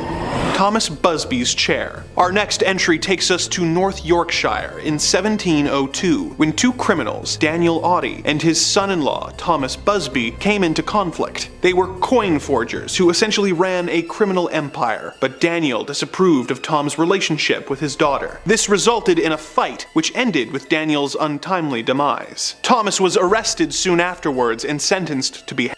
There is some variation in what happened next. Some versions of the tale say that Thomas was arrested at his favorite pub, and others say he was allowed back into the bar for his last drink before his death. Whatever the case, before being taken away, he told the other patrons of the pub, "May sudden death come to anyone who dare sit in my chair." He was then taken away and as the local historian and poet William Grange described it, the bones of the poor wretch who had committed murder to fester in the sunshine and blow in the tempest until they fell piecemeal to earth, and tradition yet tells tales of night wanderers being terrified when passing the dreaded spot. While Thomas began apparently haunting the spot across from the inn where his remains were displayed, the curse he laid on the chair began taking effect. Over the years, many brave souls sat on the chair to prove they were not afraid and paid the price. In 1894, a chimney sweep sat in the chair and was found the next day hanging next to where Busby had been displayed. In 1967, 2 Air Force pilots sat in the chair as a joke, but when they were driving home that night, they crashed into a tree and did not survive. A few years later, a builder sat in the chair and fell off a roof later that same night. Not long after, a cleaner fell into the chair after slipping while mopping the floor and died of a brain tumor soon after. In 1978, the owner of the now renamed Busby Stoop Inn decided that too many deaths had occurred and donated the chair to the Thirsk Museum. Although they didn't technically lock the chair away, they did hang the chair on the wall, 5 feet off the ground, to prevent anyone from sitting on it and receiving Busby's fatal curse. Number 1. The Bassano Vase. Although it has fallen out of favor now, for centuries, a common gift given to brides on the day of their weddings were intricate ornate vases. Our next tale begins in the 15th century Italy and spans over 500 years. Legend says that on the day of her wedding, a bride in a village near Napoli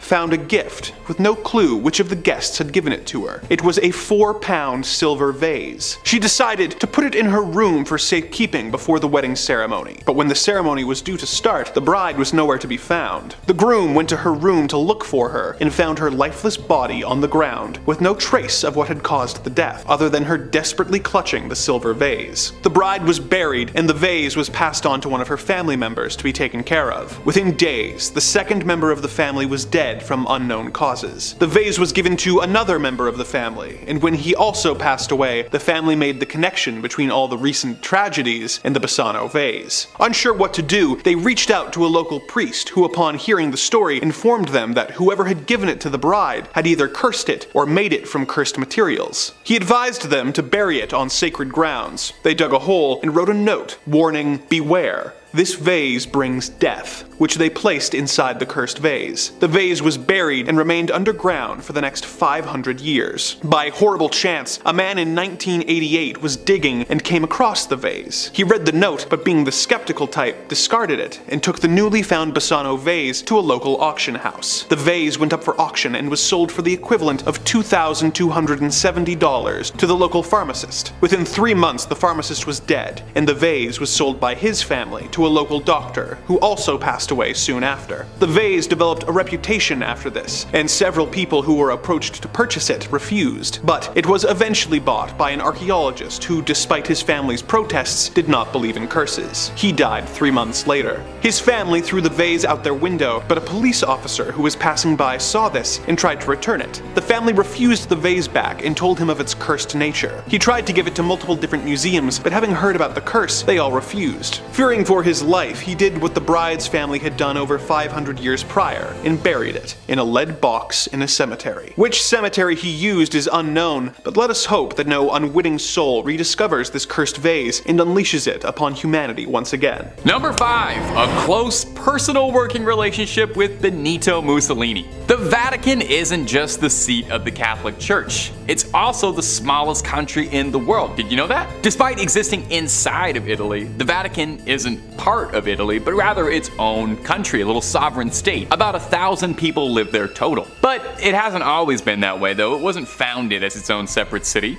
And the reason it became that way is a little darker than I'm sure the church would like to admit to: a treaty with infamous fascist leader Benito Mussolini. In 1922, Mussolini and the National Fascist Party came to power, crushing democracy and putting up a pretty hostile dictatorship in its place. In 1929, Mussolini and the church came together to meet and sign a treaty, granting the church the status as a private enclave, a sovereign state inside of Italy. The deal was, Mussolini wouldn't bother the Vatican, and they wouldn't bother him.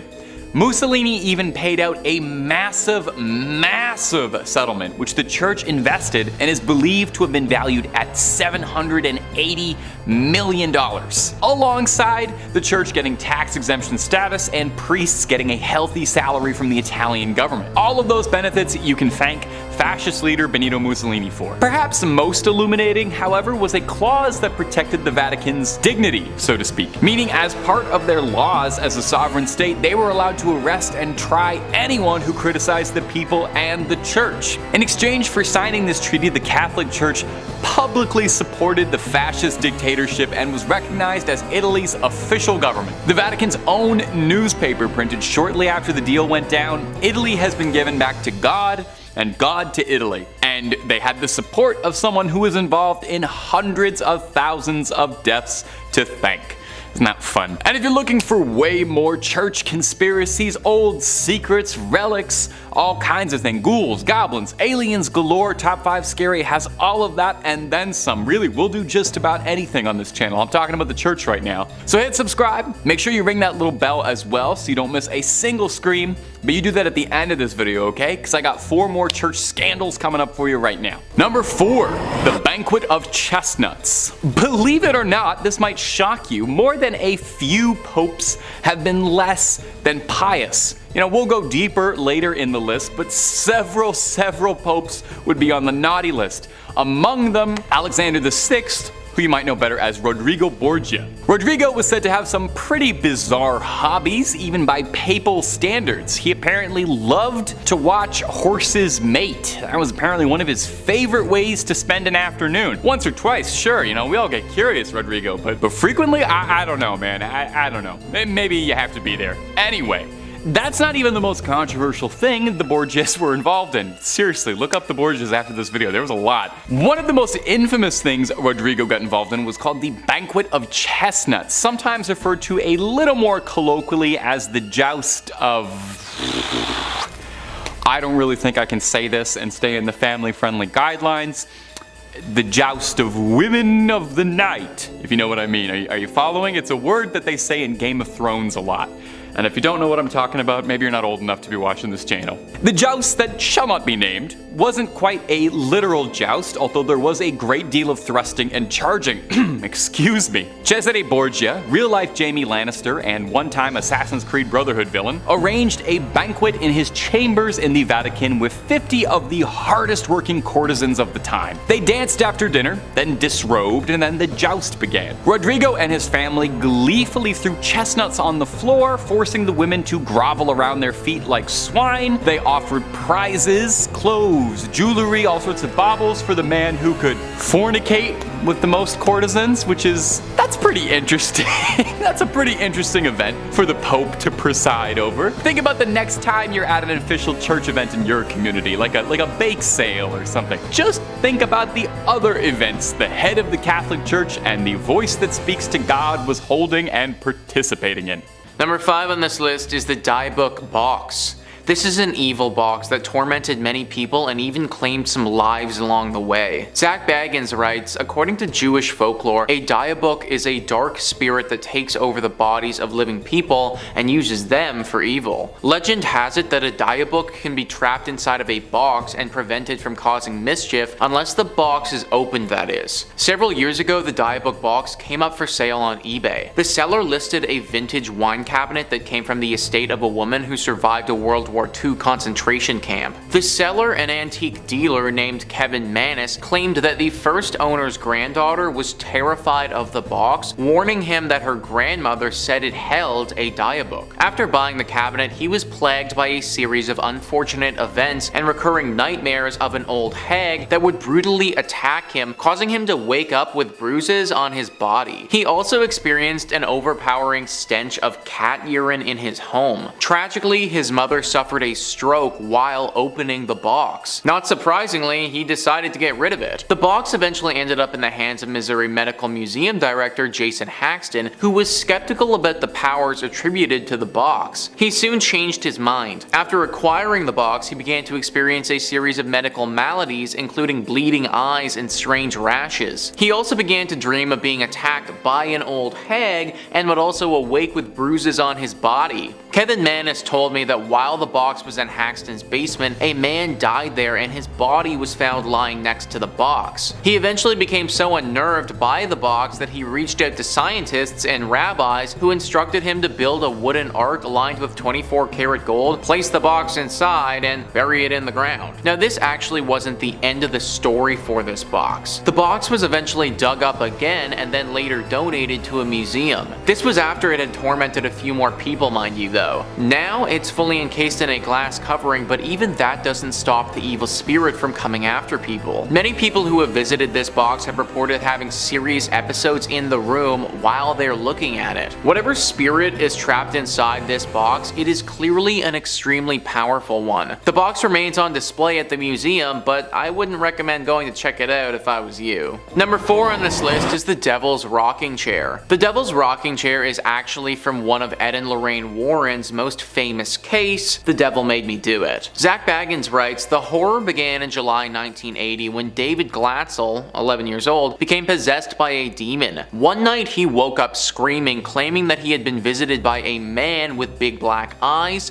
a thin face with animal features, jagged teeth, pointed ears, horns, and hooves. David was, everyone agreed, not the kind of kid who liked scary movies or who was likely to make things up, and he was visibly shaken up by this experience. He became rather withdrawn and quiet. His older sister, Debbie, asked her fiancé, Arn Johnson, if he would stay with her family for a while and see whether it would help David get out of his depression. Arn, of course, agreed, but things didn't get better. David reported having more nightmares about the terrifying man who promised to take his soul. Odd scratches and bruises began to appear on the boy, and all the injuries seemed to happen while he was asleep. Odd sounds, which Arn couldn't explain, were heard in the attic. Worst of all, David began to claim that he was now seeing the beast while he was awake. He was always seen sitting in the family's rocking chair, which the beast now claimed as his own. David was the only one who saw the beast in the chair, but family members often saw it rocking back and forth, seemingly under its own power. This was obviously a lot, so the Warrens were brought in to perform the exorcism. The exorcism took place in that rocking chair, and it's thought that the chair itself still has some evil energy from this spirit attached to it. Now the chair resides at the Haunted Museum, but owner Zach Beggins actually took the exhibit down because the chair was simply too dangerous, he thought. Number 5. St. Clair's fingernails and her hair. Now, some people say that fingernails and hair continue to grow after the body passes away. This is commonly repeated, but actually not true, because rather it's the skin around the fingernails retracting that gives the illusion that the fingernails are still growing. I thought I would just toss in a totally unrelated fun fact you can use at a party. These fingernails aren't growing at all, because they're not attached to anybody, and they're kept in a glass box alongside some of St. Clair's wonderful curls, like the world's worst and possibly stinkiest time capsule. Now, St. Clair was often overshadowed by her more famous mentor, Francis of Assisi, but St. Clair was her own woman, accomplished in her own right. She founded her own order of nuns, the Poor Clares. Inspired by Francis's teachings when she was a teenager, she renounced the world and founded an order based on the ideals of extreme poverty and contemplation. I should probably look into this order because being extremely broke and contemplating being extremely broke is about 99% of what I do. The order spread popularity and houses of Poor Clares were established far away from her home convent in Assisi. Now, it's said that part of what made St. Clair's decision to give up the worldly life so inspiring was that not only was she blessed to be born into a family of great wealth, but oh va-va-voom, St. Clair was a real stunner. Now, you know, the depictions we have to work with may not look like much, but they called her the first Jenner for her luscious lips and flowing locks. As proof of her devotion, Frances trimmed her beautiful extravagant hair as a physical manifestation of rejecting her former vain existence. As you can see, I'm not quite there yet. I'm still quite happy with my vain, disgusting hair. Now, someone down the line managed to get a hold of St. Clair's hair and fingernails. Maybe they were just sweeping the barber room floor. These treasures, for lack of a better word, were kept and encased in a reliquary at the basilica named in her honor. This also contains a rock crystal flask with her fingernails.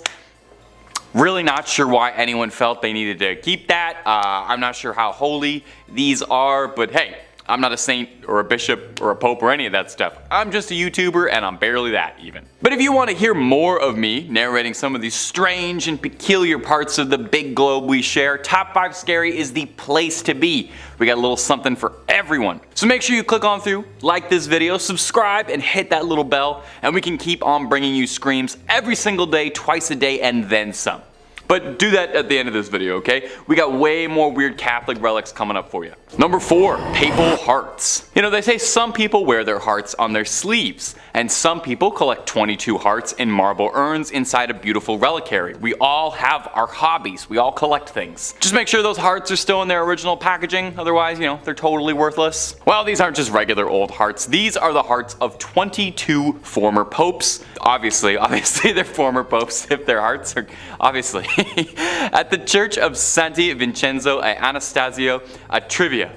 Oof, that's a mouthful. We're not saying that again. You can find the sealed hearts of 22 popes in marble urns for all to appreciate. The popes are listed to the left of the altar, with the oldest coming in all the way from the 15th century with Sixtus V to the fresh and still beating heart of Leo XIII in 1903. Now, this custom of separating a pope's organs from the corpse sounds a bit strange, or a bit Egyptian, like they might mummify them. And then this process was called praecordia, and was done to prevent decay while funeral arrangements were made, and just to test a little bit if they were worried the Pope was going to reanimate. The tradition started up in the 14th century when it was established that when a Pope passed away, they would be mourned for 9 days. 9 days, with suffrage massages being said each day. They borrowed this little schedule from the Byzantines, who observed deaths of their emperors in a very similar manner. Really taken a while off. They took a whole pay period to mourn the loss, and then you dry those tears right up, get back to work. Now, this was all the rage for popes of yesteryear, very trendy, very in fashion.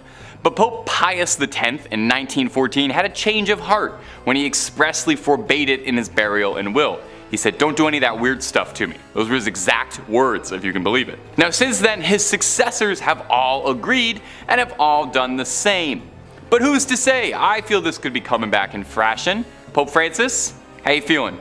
You gotta listen to your heart on this one. Number 3 on this list is the Hope Diamond. Don't get me wrong, guys, I would love to have this thing, but I just don't know if the juice is worth the squeeze here. Google Arts and Culture says, one of the most famous diamonds in the world, the Hope Diamond, originated in the Kolar mine in Andhra Pradesh, India. According to legend, the stone is cursed and brings misfortune to anyone who owns it. The curse is said to have come about when the original diamond was stolen from the eye of a statue. The thief met a grisly end, kick-starting a pattern of misfortune for all those who possessed the diamond. Over the years, owners of the Hope Diamond have befallen fates including death by murder, execution, they've taken their own lives, bankruptcy, and imprisonment. Thankfully, the curse seems to have been lifted when the diamond was donated to the Smithsonian in 1958. Now, I don't really buy into the fact that this curse is lifted, in my opinion. Like, literally, if you own this diamond, then you die or someone you love dies. That's what's happened throughout history. In the best possible case scenario, you just get hit with like horrible luck and lose all your money or some other horrible thing. There just really isn't any good way to spin this. Owning the Hope Diamond is pretty much a horrible idea. Number 2 on this list is the Unlucky Mummy. Do not get on a boat if said boat is also carrying this mummy. Google Arts and Culture says the Unlucky Mummy isn't actually a mummy, but the mummy board or coffin lid of a high status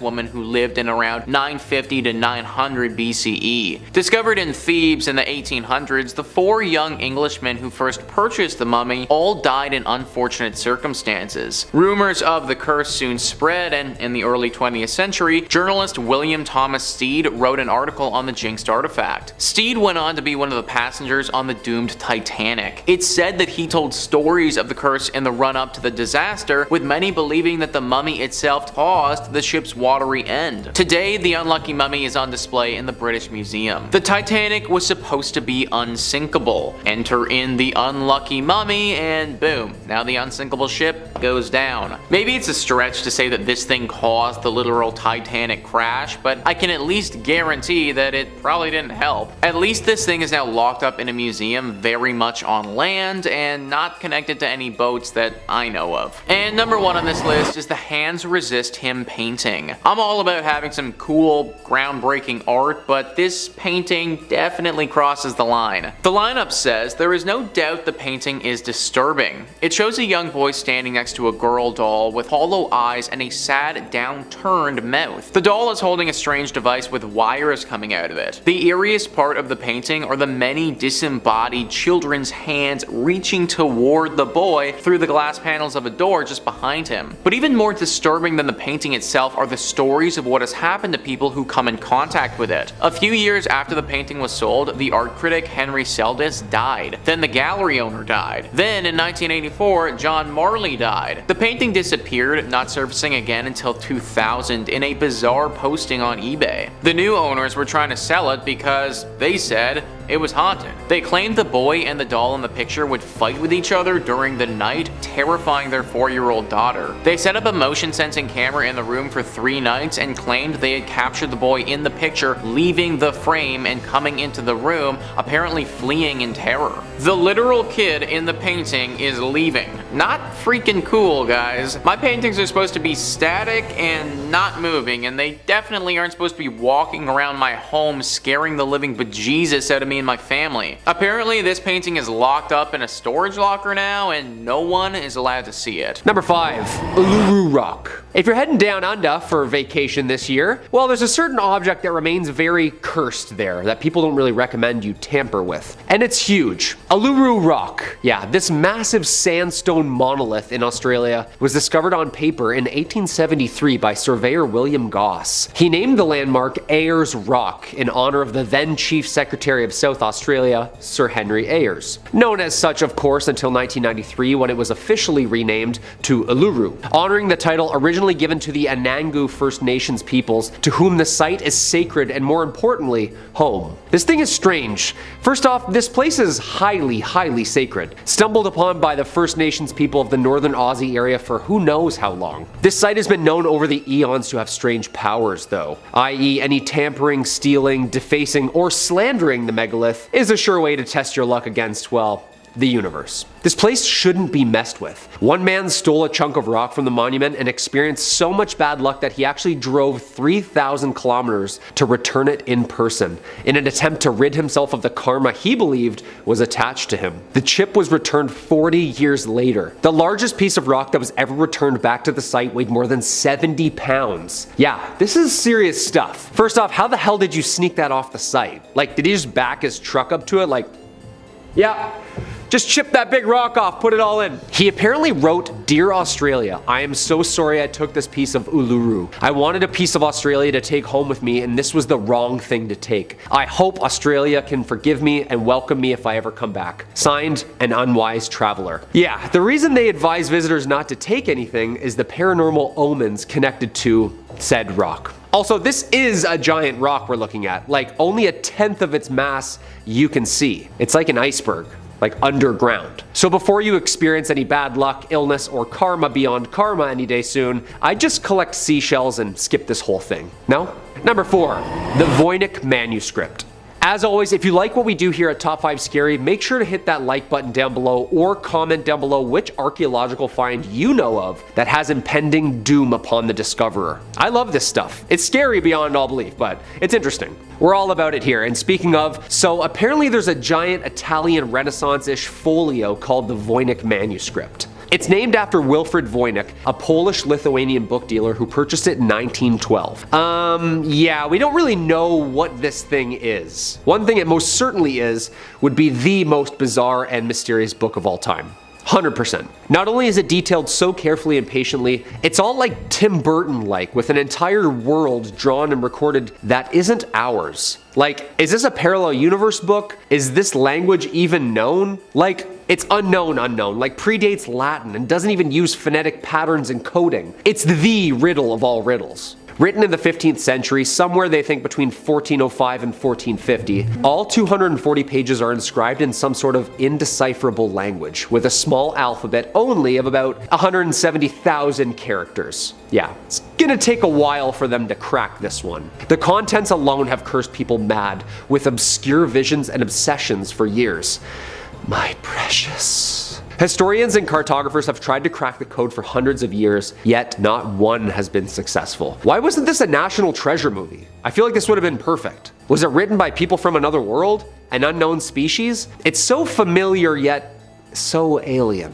Radiocarbon dating from the University of Arizona proved for all pages tested that once started, the writing was continuous for like 20 years. Protein testing revealed that the parchment was actually skin. About 150 calves slain for this Goliath mystery. It remains at Yale, waiting to be decoded to this day. Creepy! Number 5. The Knife Blade Man. Discovered in 2018 in northern Italy, a group of archaeologists were digging up a massive gravesite of the Lombardo, an ancient Germanic people. Found in a necropolis, which is a very fancy word for a large, elaborate tomb, and maybe one of the best words in the English language, the team found hundreds of skeletons that were at the site, including horses and greyhounds, and for the most part, you know, they're not particularly notable. You've seen one old bag of bones, you've seen them all, except for one skeleton that in the place of a forearm was an impressive blade. Now this raises countless fascinating questions. Who was this guy? Was this the first Assassin's Creed protagonist? Some legendary madman of a warrior who lost an arm and thought, I don't know, put a blade on there, I can still fight?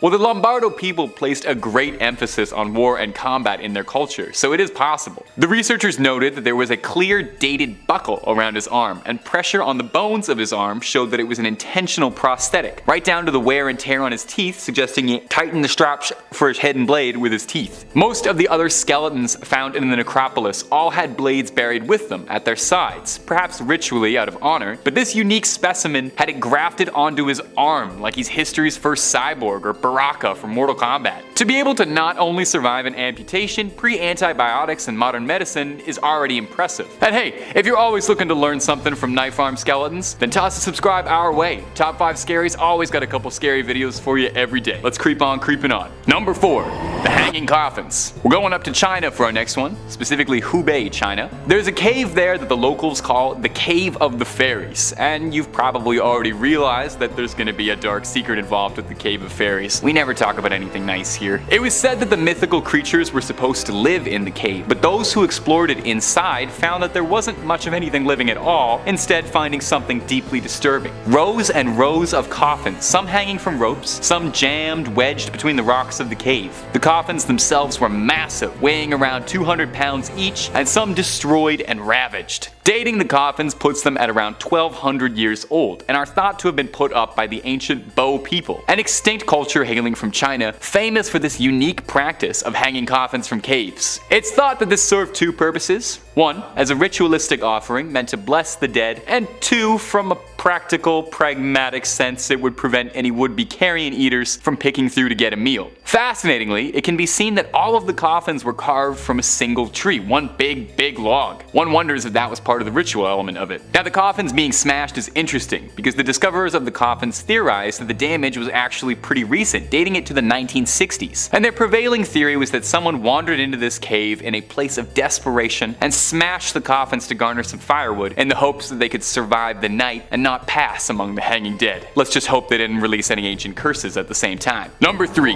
The Black Sarcophagus. Now, you might have heard of this one before. If you were on Twitter much a couple years ago, maybe you remember vaguely hearing about sarcophagus juice. Maybe those words are ringing a strange bell. There was a pretty good petition going around to let people drink the sarcophagus juice. But let's back up a bit. What is sarcophagus juice, and where did it come from, and why do we want to drink it? Well, I've got the answers. Somewhat. I've got some answers. In 2018, a team of archaeologists digging in Alexandria, Egypt, discovered a massive granite black sarcophagus, which immediately set off everybody's warning signs that you should not touch that. People wondered what the 30-ton stone slab could be containing, with some even suggesting it could have been the mighty body of Alexander the Great. People warned the archaeologists that there, could be some ancient evil, like when King Tut's tomb was raided and a very strange curse befell the explorers and excavators. Well, what they found wasn't a hidden curse, but honestly something stranger. 3 skeletons inside the coffin, with a skull shattered by an arrow, and a whole lot of mysterious black goop, or sarcophagus juice. So again, looping right back around it. What is the sarcophagus juice, and does it taste good? Well, scientists analyzed the sludge and discovered that it was made from a combination of animal fats, tree resin, beeswax, and crude oil. The sludge has been recovered out of multiple coffins and sarcophagi, so it's not exclusive to this dreaded one. But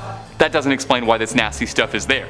Well, there's some theories about this, no concrete answers, but I'll do my best. It's said that when someone died, they become a form of the god Osiris, who is associated with death and rebirth. Osiris was called the Black One, and is depicted with very dark black skin in the guise of a mummified body. As well, black is also a color associated with the deposits on the bank of the River Nile after a flood season. Fresh and fertile soil was seen as inherently regenerative. So it's theorized that with the linking concepts of Osiris and the regeneration of the soil, soaking and filling the coffins with this black sludge was a very confusing part of the mummification process. Number 3. Killing Joan of Arc over pants.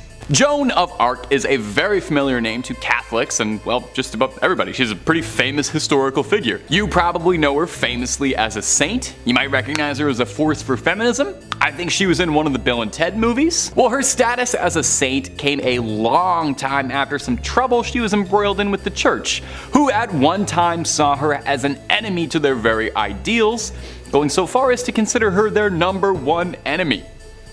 In 1429, the young Joan of Arc believed that God had spoken out to her and helped instigate an uprising to get the English out of France. Very cool for the French people who wanted them gone, but some high-ranking influential members of the clergy who had ties to the English weren't terribly fond of this wild woman who was going around dressing like a man and claiming that God spoke to her and was kicking all of their friends out of the country. Somebody do something about this wild woman. When King Charles VII enjoyed Joan's help during the many battles against the English, when Joan was captured by English forces, she learned the true extent of his loyalty when he handed her over to the Catholic Church to stand trial for heresy. After all, she was claiming she talked to God, And only the Pope is supposed to do that. And worst of all, Joan of Arc was wearing pants. She was wearing pants while doing it like a man. So Joan was put on trial for heresy and denied counsel, which is against her rights. Saul Goodman would have been furious. Regardless, Joan kept her cool, rather famously, and is famed for her level head. Joan was found guilty of being a rebellious spirit who wore men's clothes, and for these indignations was burned alive at the stake in front of a cheering crowd. In 1456, some 25 years after her horrific death, King Charles VII felt kind of bad about that whole ordeal, ordered an investigation and made her a martyr. It wasn't until 1920 that she was officially canonized as a saint. Think of it like a heavenly apology. I'm sure the water's fine, I'm sure the air is cool, no bad blood between Joan and the Catholic Church. I bet she's having a great time. I'm sure she appreciated it. Number 2, buying redemption. Can man find redemption? Can the weight of our sins be undone? Can a person truly change his course? Can an evil man become good? These lofty questions have dominated the hearts of man for years, inspiring countless great works of art and philosophical conundrum. At religion's heart is the concept of salvation and redemption, so it might strike you as more than a little bit bizarre that at one point in time, the Catholic Church was selling absolution for a price tag. Now, before we get into that, we need to talk quickly about an indulgence. No, not eating an extra large cheese pizza by yourself, but that is an indulgence of sorts. If you're like me and you've skipped Sunday Mass for the last 26 years, basically an indulgence in Catholic terms is sort of like a plan or a plea for absolving your sins. Something you have to do to absolve yourself. 30 Hail Marys, confession, that sort of stuff. In the early 15th century, after Pope Julius died, Pope Leo X would inherit the papacy. Leo loved the pleasures that came with being Pope. He loved the big hat. He loved spending lavishly. He loved voluptuous entertainment. He loved living like a king, not a pope. It took him 8 years to completely drain the Vatican's treasury, which other popes weren't really doing. So when St. Peter's Basilica was in the process of being rebuilt, they were plain out of money and needed a fundraiser. But instead of selling Girl Guide cookies door to door, Leo announced that anyone who contributed money to the church would be granted an indulgence. Now, an indulgence was supposed to be a path laid out by a church for your betterment, but it was hawked as if you were buying a sin redemption ticket, like a get out of hell free card. Dominican friar John Testel was named the Grand Commissioner of Indulgences in Germany.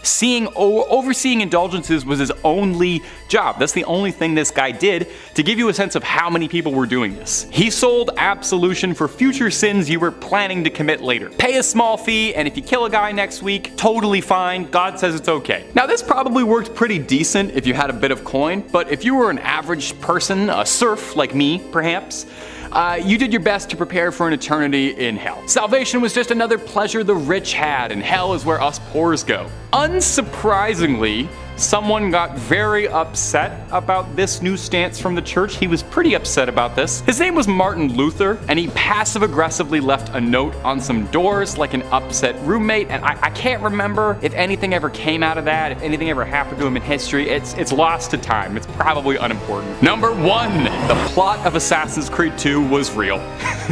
If you've garnered anything from this video, I sincerely hope it's that the Pope oftentimes does not follow the rules. Yes, the guy interprets the will of God, and he's got a direct phone line to him directly, but that doesn't mean he has to follow every single one of his rules. We've already discussed some truly wild sins, horse mating, chestnut parties, spending money, but let's top it all off with the biggest one, a full-blown assassination conspiracy revolving around a pope ordering a hitman. And you just sit on that for a second. In the 1470s, Pope Sixtus IV hatched a scheme to rid Florence of the Medicis, who was the most influential family in the country at the time, with such power that they rivaled the church. The Medicis had served as the bankers for the papacy for generations, and as such were absurdly wealthy. Pope Sixtus kickstarted this conflict when he swapped the Medicis as the papal bankers to the Pazzi family. Oh, no. The Medicis didn't want to fund the Pope's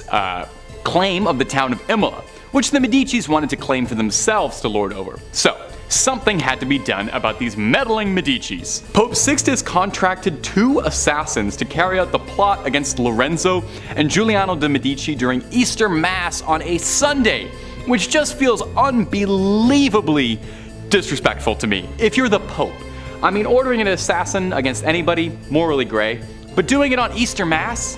You're not even allowed to talk in church, but you can orchestrate a political assassin? I don't know.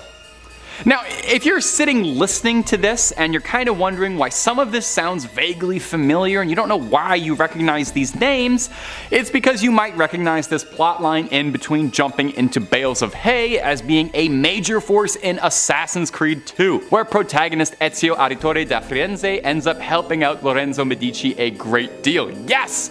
The games were really inspired by true history, save for a few extendo blades and boss fights against the Pope. Rodrigo Borgia, as far as we know, never got into a fistfight with any assassins and wasn't killed by Cesare, but I digress. If you remember from Assassin's Creed 2, Giuliano was fatally slain, but Lorenzo survived and rallied support of Florence in a war against the church. Ezio picked off conspirators, and then sailed to Naples to meet King Ferdinand to discuss a peaceful solution to the bubbling war. So in the end, the plot failed drastically because all it really did was make people think that Lorenzo Medici was the coolest guy around and brought intense shame to Pope Sixtus, and it inspired one of the best games Ubisoft ever made. Number 5, the Shadow Doll. Coming up on the number 5 spot today is part of the collection owned by the late Ed and Lorraine Warren, big top 5 scary fan favorites. One of the first items you'll see when entering the Warrens' haunted museum is this terrifying little shadow doll made of bird feathers and real human teeth. The Warrens' son-in-law and current proprietor of the now defunct museum, Tony Spera, offers a little bit of insight on the doll, saying it was originally acquired at an antique shop where it was being sold, with the owners of the shop being none the wiser of the doll's evil. That's completely on the antique shop owner though. You know, you come into a possession of a doll made of bird feathers and human teeth, your first instinct should not be to stick a price tag on it. You should toss it into the ocean or burn it, something like that. Spera claims that the doll's curse works by taking a photograph of the doll, and then when it develops, you write the curse that you'd like to inflict on the back of the photo, and you send that to your victim. And the person who opens the envelope and sees the doll in the photograph will invite the curse into your home. Now, probably a lot of pictures of the shadow doll behind me, or pictures of the shadow doll being interspersed in this video right now. I just want to tell you, I don't have any curses in mind. I didn't write any curses down. I don't have a negative thought inside my head, buddy. I barely have thoughts inside my head as is. If I would curse you with anything, I would curse you to always find loose change, always get texts back from your crush, and I'd curse you to always make the right amount of pasta. I'd only curse you good things. Now, the real question I have to ask about this scary shadow doll is, do you think it's jealous that it's not the most famous haunted doll in the Warrens Museum? I know I would probably have a very hard time sitting next to Annabelle all day. Everyone's coming to gawk and take photos at my movie star sister. Ugh, hard life. Nobody's gonna make any movies about me. No wonder that doll was cursing people. And if you're looking for more stories about cursed dolls, I've got lots and lots and lots and lots of those. And I've got lots of other scary things too. Aliens, ghouls, goblins, conspiracies, just about anything you can think up. I've done a video or 2 on it. So hit subscribe. Please make sure you hit that little bell as well. That means you get every one of the videos we make. But do that at the end of this video if you wouldn't mind, because I got 4 more crazy cursed objects coming up for you right about now. Number 4, cursed ballista balls. Like, the last couple years had everybody acting pretty strange. I think it was unprecedented times. Maybe you binged all of Tiger King in a day. Maybe you got really into making sourdough. Maybe you returned a cursed artifact you stole when you were a teenager. We all went through some personal development. In 2020, a source that chooses to remain anonymous returned an ancient artifact that they'd stolen as a teenager to the Israeli government. A Bronze Age ballista ball fired during the Great Jewish Revolt by the Romans. The thief swiped them as a teenager when visiting with a group of friends and went on to live a fairly normal life, a successful career, found a partner, sired some children. Throughout his entire life, he felt as if there was a weight over him, as if he had some invisible presence of guilt weighing down on him forever. And he said no matter how long it had been, or how much his life had moved past this childhood act of delinquency, his heart could never move on from it, and he felt as if he'd been cursed to forever bear the guilt of it. During the events of the last few years, he said it stirred in him this apocalyptic feeling that made him want to return the ballista balls in the hopes of finally clearing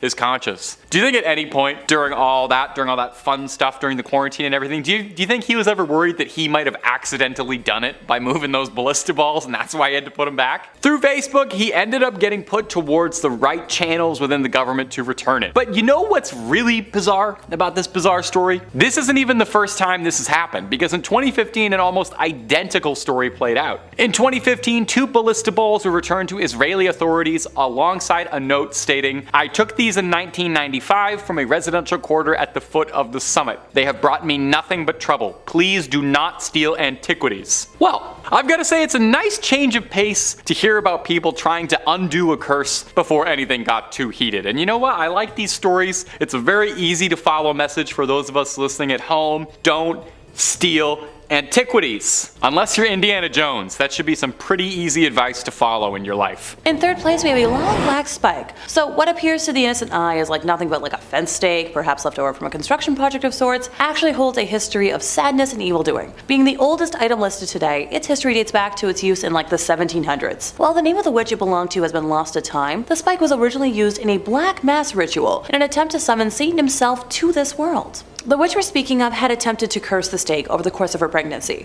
hoping that it would become strong enough to take the soul of her womb in exchange for the devil. During the ritual, she plunged the stake into the flesh as sacrifice, but while it strengthened her relationship with Satan, it did not succeed in bringing him to Earth. The stake was passed down as a family heirloom, bringing a feeling of longing and sadness to any that held it until it was finally acquired by the Warrens. Knowing that the museum is technically closed, I worry if any vandals break in, the damage they could do with something that looks so unassuming, but it's so dangerous.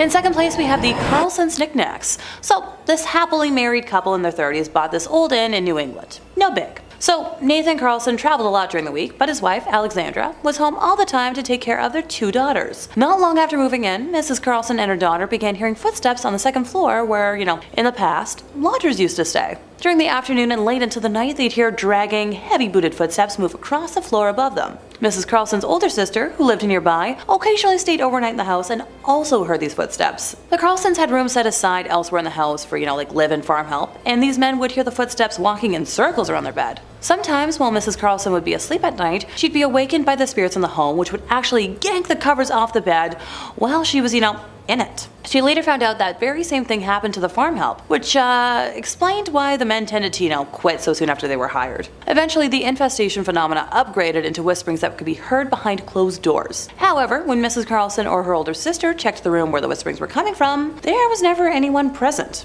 Although these spirits projected words that were often audible enough to be heard, the woman could never quite identify the language that was being used. And as time went on, the harassment continued. After the missus would straighten up the house, knickknacks and other little items would never be quite where she left them. Outside the house at night, lights would be seen in the attic, although there was no electricity up there. While painting a room one day, the heat was suddenly drawn away, and Mrs. Carlson felt a hand touch her shoulder. She said she became so angry that she threw the paintbrush in the direction where she believed the entity to be, and told it out loud, "I don't know who you are or what you want, but you're not gonna get me." Oh yeah, real smart. So this phenomenon went on almost daily, since this infestation had occurred in the house a long time ago. Exact date unknown. Both the kitchen and the bathroom water faucets would suddenly turn themselves on, full force at the same time. And on occasion, Mrs. Carlson would hear 3 knocks at the front door, which, that's a sign of an inhuman presence. But whenever she'd go to the door, there would be nobody there. On the second floor, a visitor reported seeing a snake on the window ledge after hearing 3 taps on the window, yet there was no nearby tree the reptile could have climbed. Ew, snakes, nope. Oh, it gets worse. While living in the house, the Carlsons had another spawn.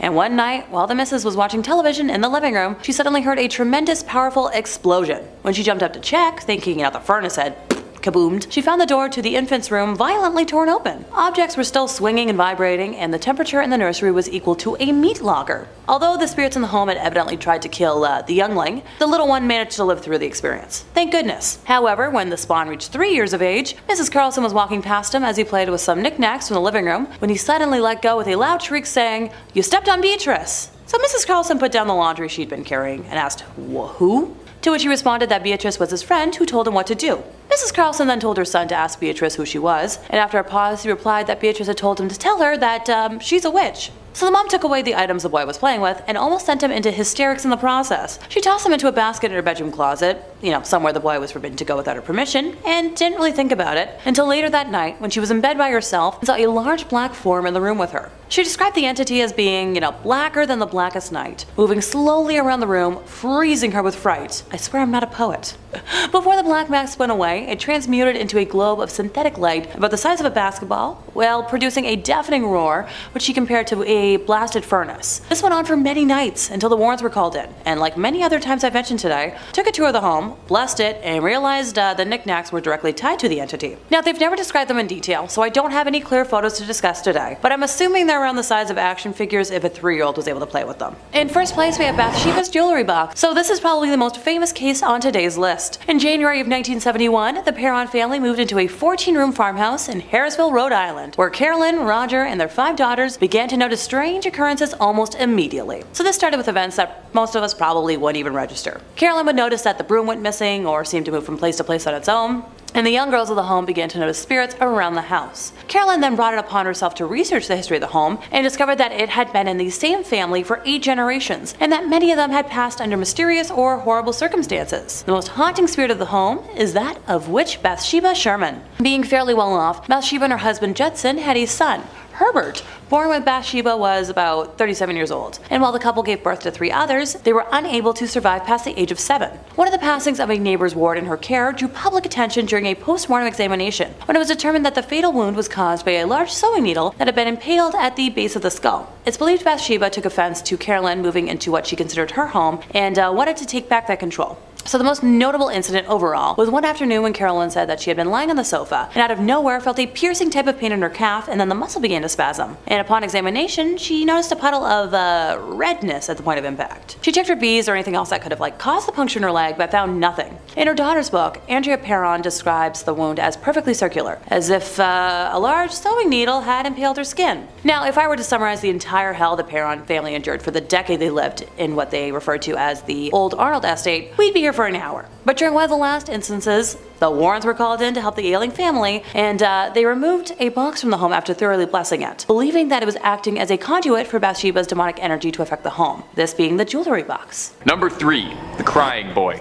I love a good haunted painting. Maybe it was just because I had an odd fondness for Ghostbusters 2 as a kid, and a haunted painting centered pretty prominently in that. Maybe it's just because I'm enticed by the uncanny valley. I love a pair of eyes that you can look at but can never look at you back. Case in point, take a look at this painting, The Crying Boy. Looks like a fairly innocuous painting, right? Wouldn't look too out of place in your dentist's office. It's not really my scene, but I'm sure a generation of grannies have loved to put this above the fireplace. It's also been the center of a series of strange coincidences that are just too odd to be true. It was painted by an Italian painter, one Giovanni Bergolin, and mass-produced as a print across the 1950s, so everyone could enjoy hanging this sad crying boy in the comfort of their own home. Wow, that sentence out of context is crazy. Now, they would enjoy this painting in the comfort of their home until it would burn down, because for some bizarre otherworldly reason, firefighters around Essex, London would report that frequently, amidst smoldering ruins of a burned down house, repeatedly they would find the crying boy print completely untouched by the flames, even when everything else had burned to ash. Now, once is bizarre. 2 times, that's pretty strange. But this happens 3 times, pick up the phone and call the Ghostbusters because you've got an outright paranormal mystery on your hands. The British tabloid The Sun loved the story and was spreading stories of the cursed paintings like a house on fire. Ooh, too soon? The Sun printed out warnings of people who owned the painting, telling them that they should get rid of it lest they start to find themselves smelling smoke. The story was so popular and people were so invested in the curse of the crying boy that the Sun tried to take it upon themselves to rid London of the curse by holding a bonfire in which anyone who owned a print of the cursed painting could come, torch it, and hopefully exorcise whatever demons got into the printing press. The bonfire was a raging success, with sackfuls of the prints being torched, seemingly ending the curse of the crying boy. Does anyone else kind of want one of the prints though? I don't know, I think there's something about it. I think it would tie the living room together. Number 2, ballista balls. You know, the last couple years I think had all of us acting pretty strange. You know, maybe you got through it by binging all of Tiger King in a day. Maybe you got really into making a sourdough. Maybe you returned a cursed artifact you stole when you were a teenager. We all went through a strange period. In 2020, an anonymous source returned an ancient artifact that they'd stolen as a teenager to the Israeli government. A Bronze Age ballista ball fired during the Great Jewish Revolt by the Romans. The thief swiped them as a teenager when visiting with a group of friends, and had went on to live a fairly normal life. Had a nice career, found a partner, sired some children, but he had said that throughout his entire life he felt as if there was a weight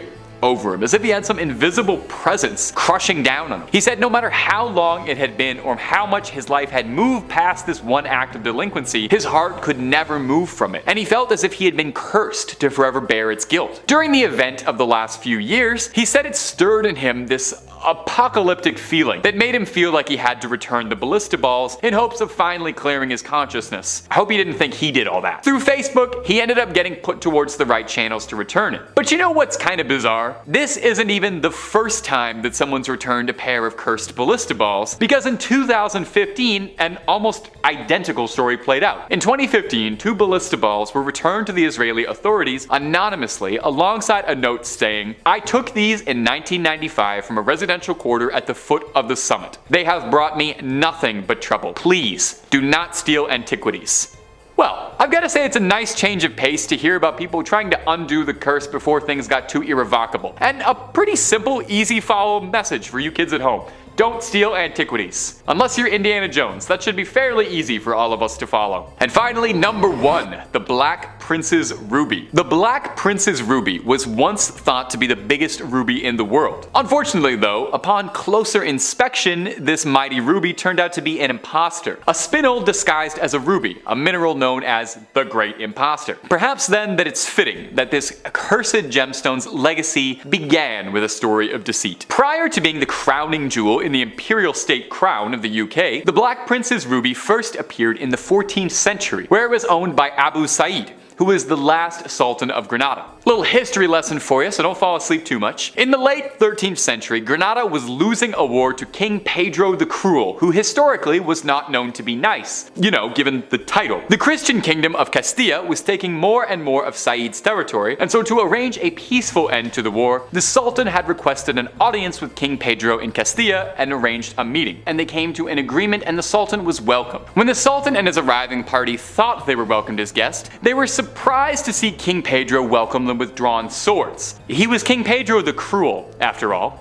I don't need to tell you what happened next, but King Pedro stripped the jewel off of the Sultan's corpse. Soon after, King Pedro found himself in a new war against his brother Henry of Trastamara for Castilla's throne. King Pedro commissioned the Black Prince Edward of England for aid, and as payment for his services, gave him the ruby, where it would get its name, the Black Prince's Ruby. Edward would return home to England, but Pedro would fall in battle to his brother. Edward the Black Prince would die slowly and painfully from a disease before he could inherit the throne, giving the ruby to his son, Richard II. Richard would become king, but he was taken out by Henry IV, who took the ruby as well, who then passed from a slow illness, giving the ruby to his son Henry V. This is the worst thing to re-gift possible. It would pass from a lineage of kings until eventually finding its way to the Tudors, and then eventually after that, finding a permanent home in the London Tower, amidst the crown jewel collection, where it's been sealed away, never to be claimed again, because just look at the history of this thing. This is not something you ever want to unwrap. Number 5, the Anguished Man painting. Yeah, at first I thought this whole thing was a hoax, but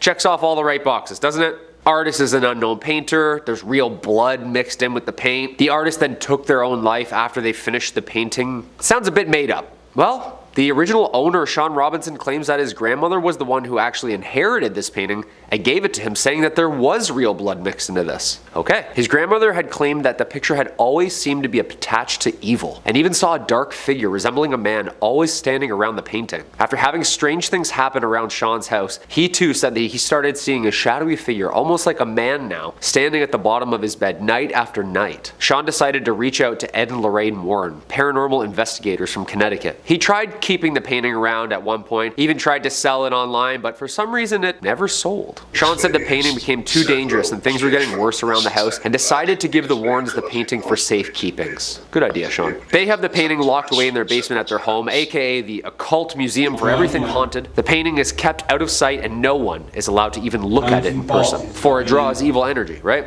What do you think? I mean, the more I look at this thing, the more it scares the hell out of me. It is jarring. Number 4, Devil's Rocking Chair. I love a good rocking chair. Something soothing about it, you know? All the motion. Very relaxing. Rocking chairs. Rocking on their own, however. No, I don't do that at all.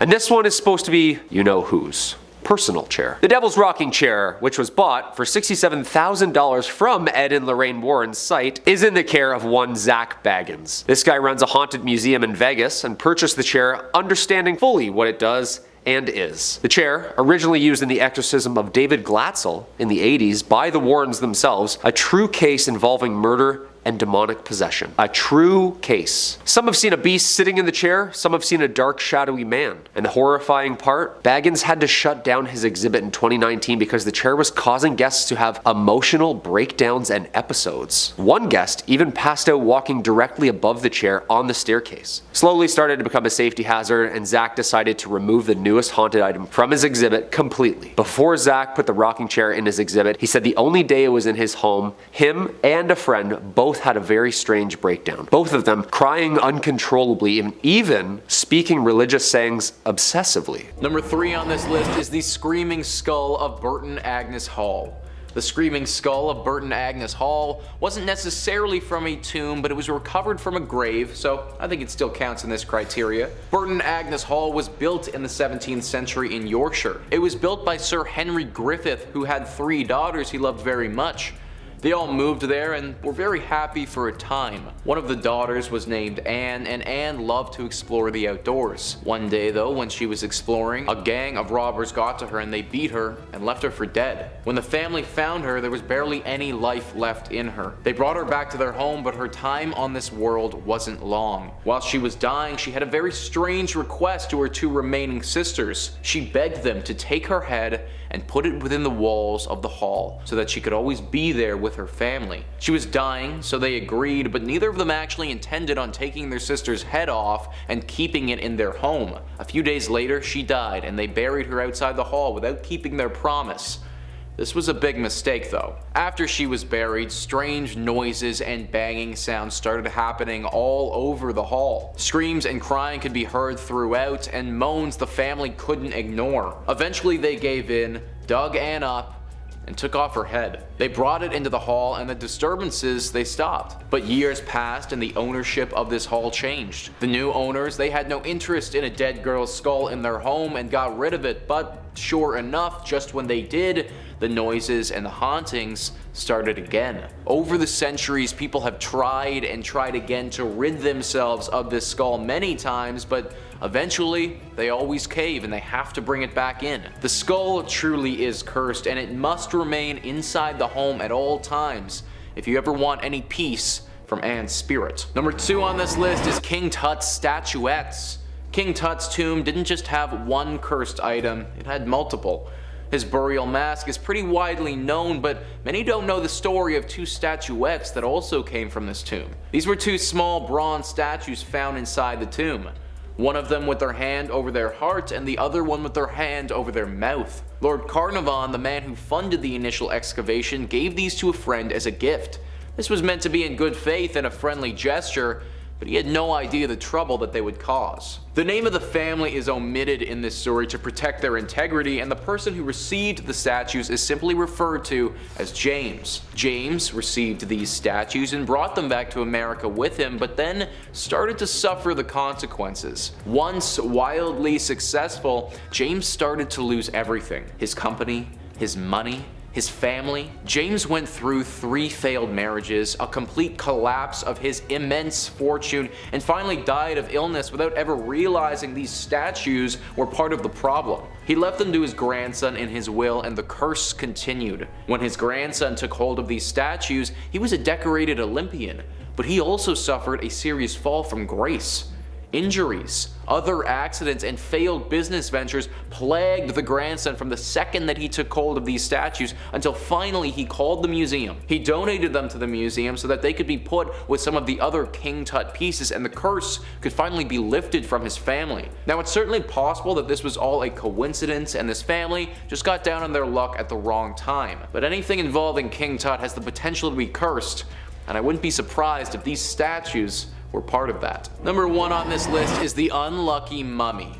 The Unlucky Mummy is an ornate wooden coffin that was found in an ancient Egyptian tomb. This coffin's preservation was remarkable for how old experts thought that it must be. The coffin was said to hold the remains of ancient Egyptian princess Amun-Ra. The legend says that in 1890 some British men stumbled upon this casket at an Egyptian excavation site. There were 4 men and they all suffered greatly right after coming in contact with this coffin. The first man, who initially took ownership of the coffin, was seen leaving his hotel and walking straight into the desert to never be seen again only after 1 day of possessing said casket. The second man on the very next day was accidentally shot and had to have his arm amputated. The third man, when they did eventually get back to Britain, returned to see that all of his life savings were gone. And the last man died from disease shortly after the discovery of this artifact. And just like that, the curse of the Unlucky Mummy began. Now, there are some misconceptions with this mummy. Some people believe that the Unlucky Mummy got put onto the Titanic ship and that's what caused the Titanic to sink. That was never the case though. In fact, once the coffin got to Britain, it's never left. That doesn't mean that this thing isn't still cursed though. It currently resides at the British Museum in London. Since its arrival there, other rumors about this ancient artifact have come out, such as the untimely death of writer Bertram Fletcher Robinson. He was convinced that there was no curse surrounding this coffin. In fact, he even wrote extensively on that topic, but then he died shortly afterwards. Incidents like this have happened all throughout history, further solidifying the curse around this coffin. With everything that's happened to it, the term unlucky might just be a bit of an understatement.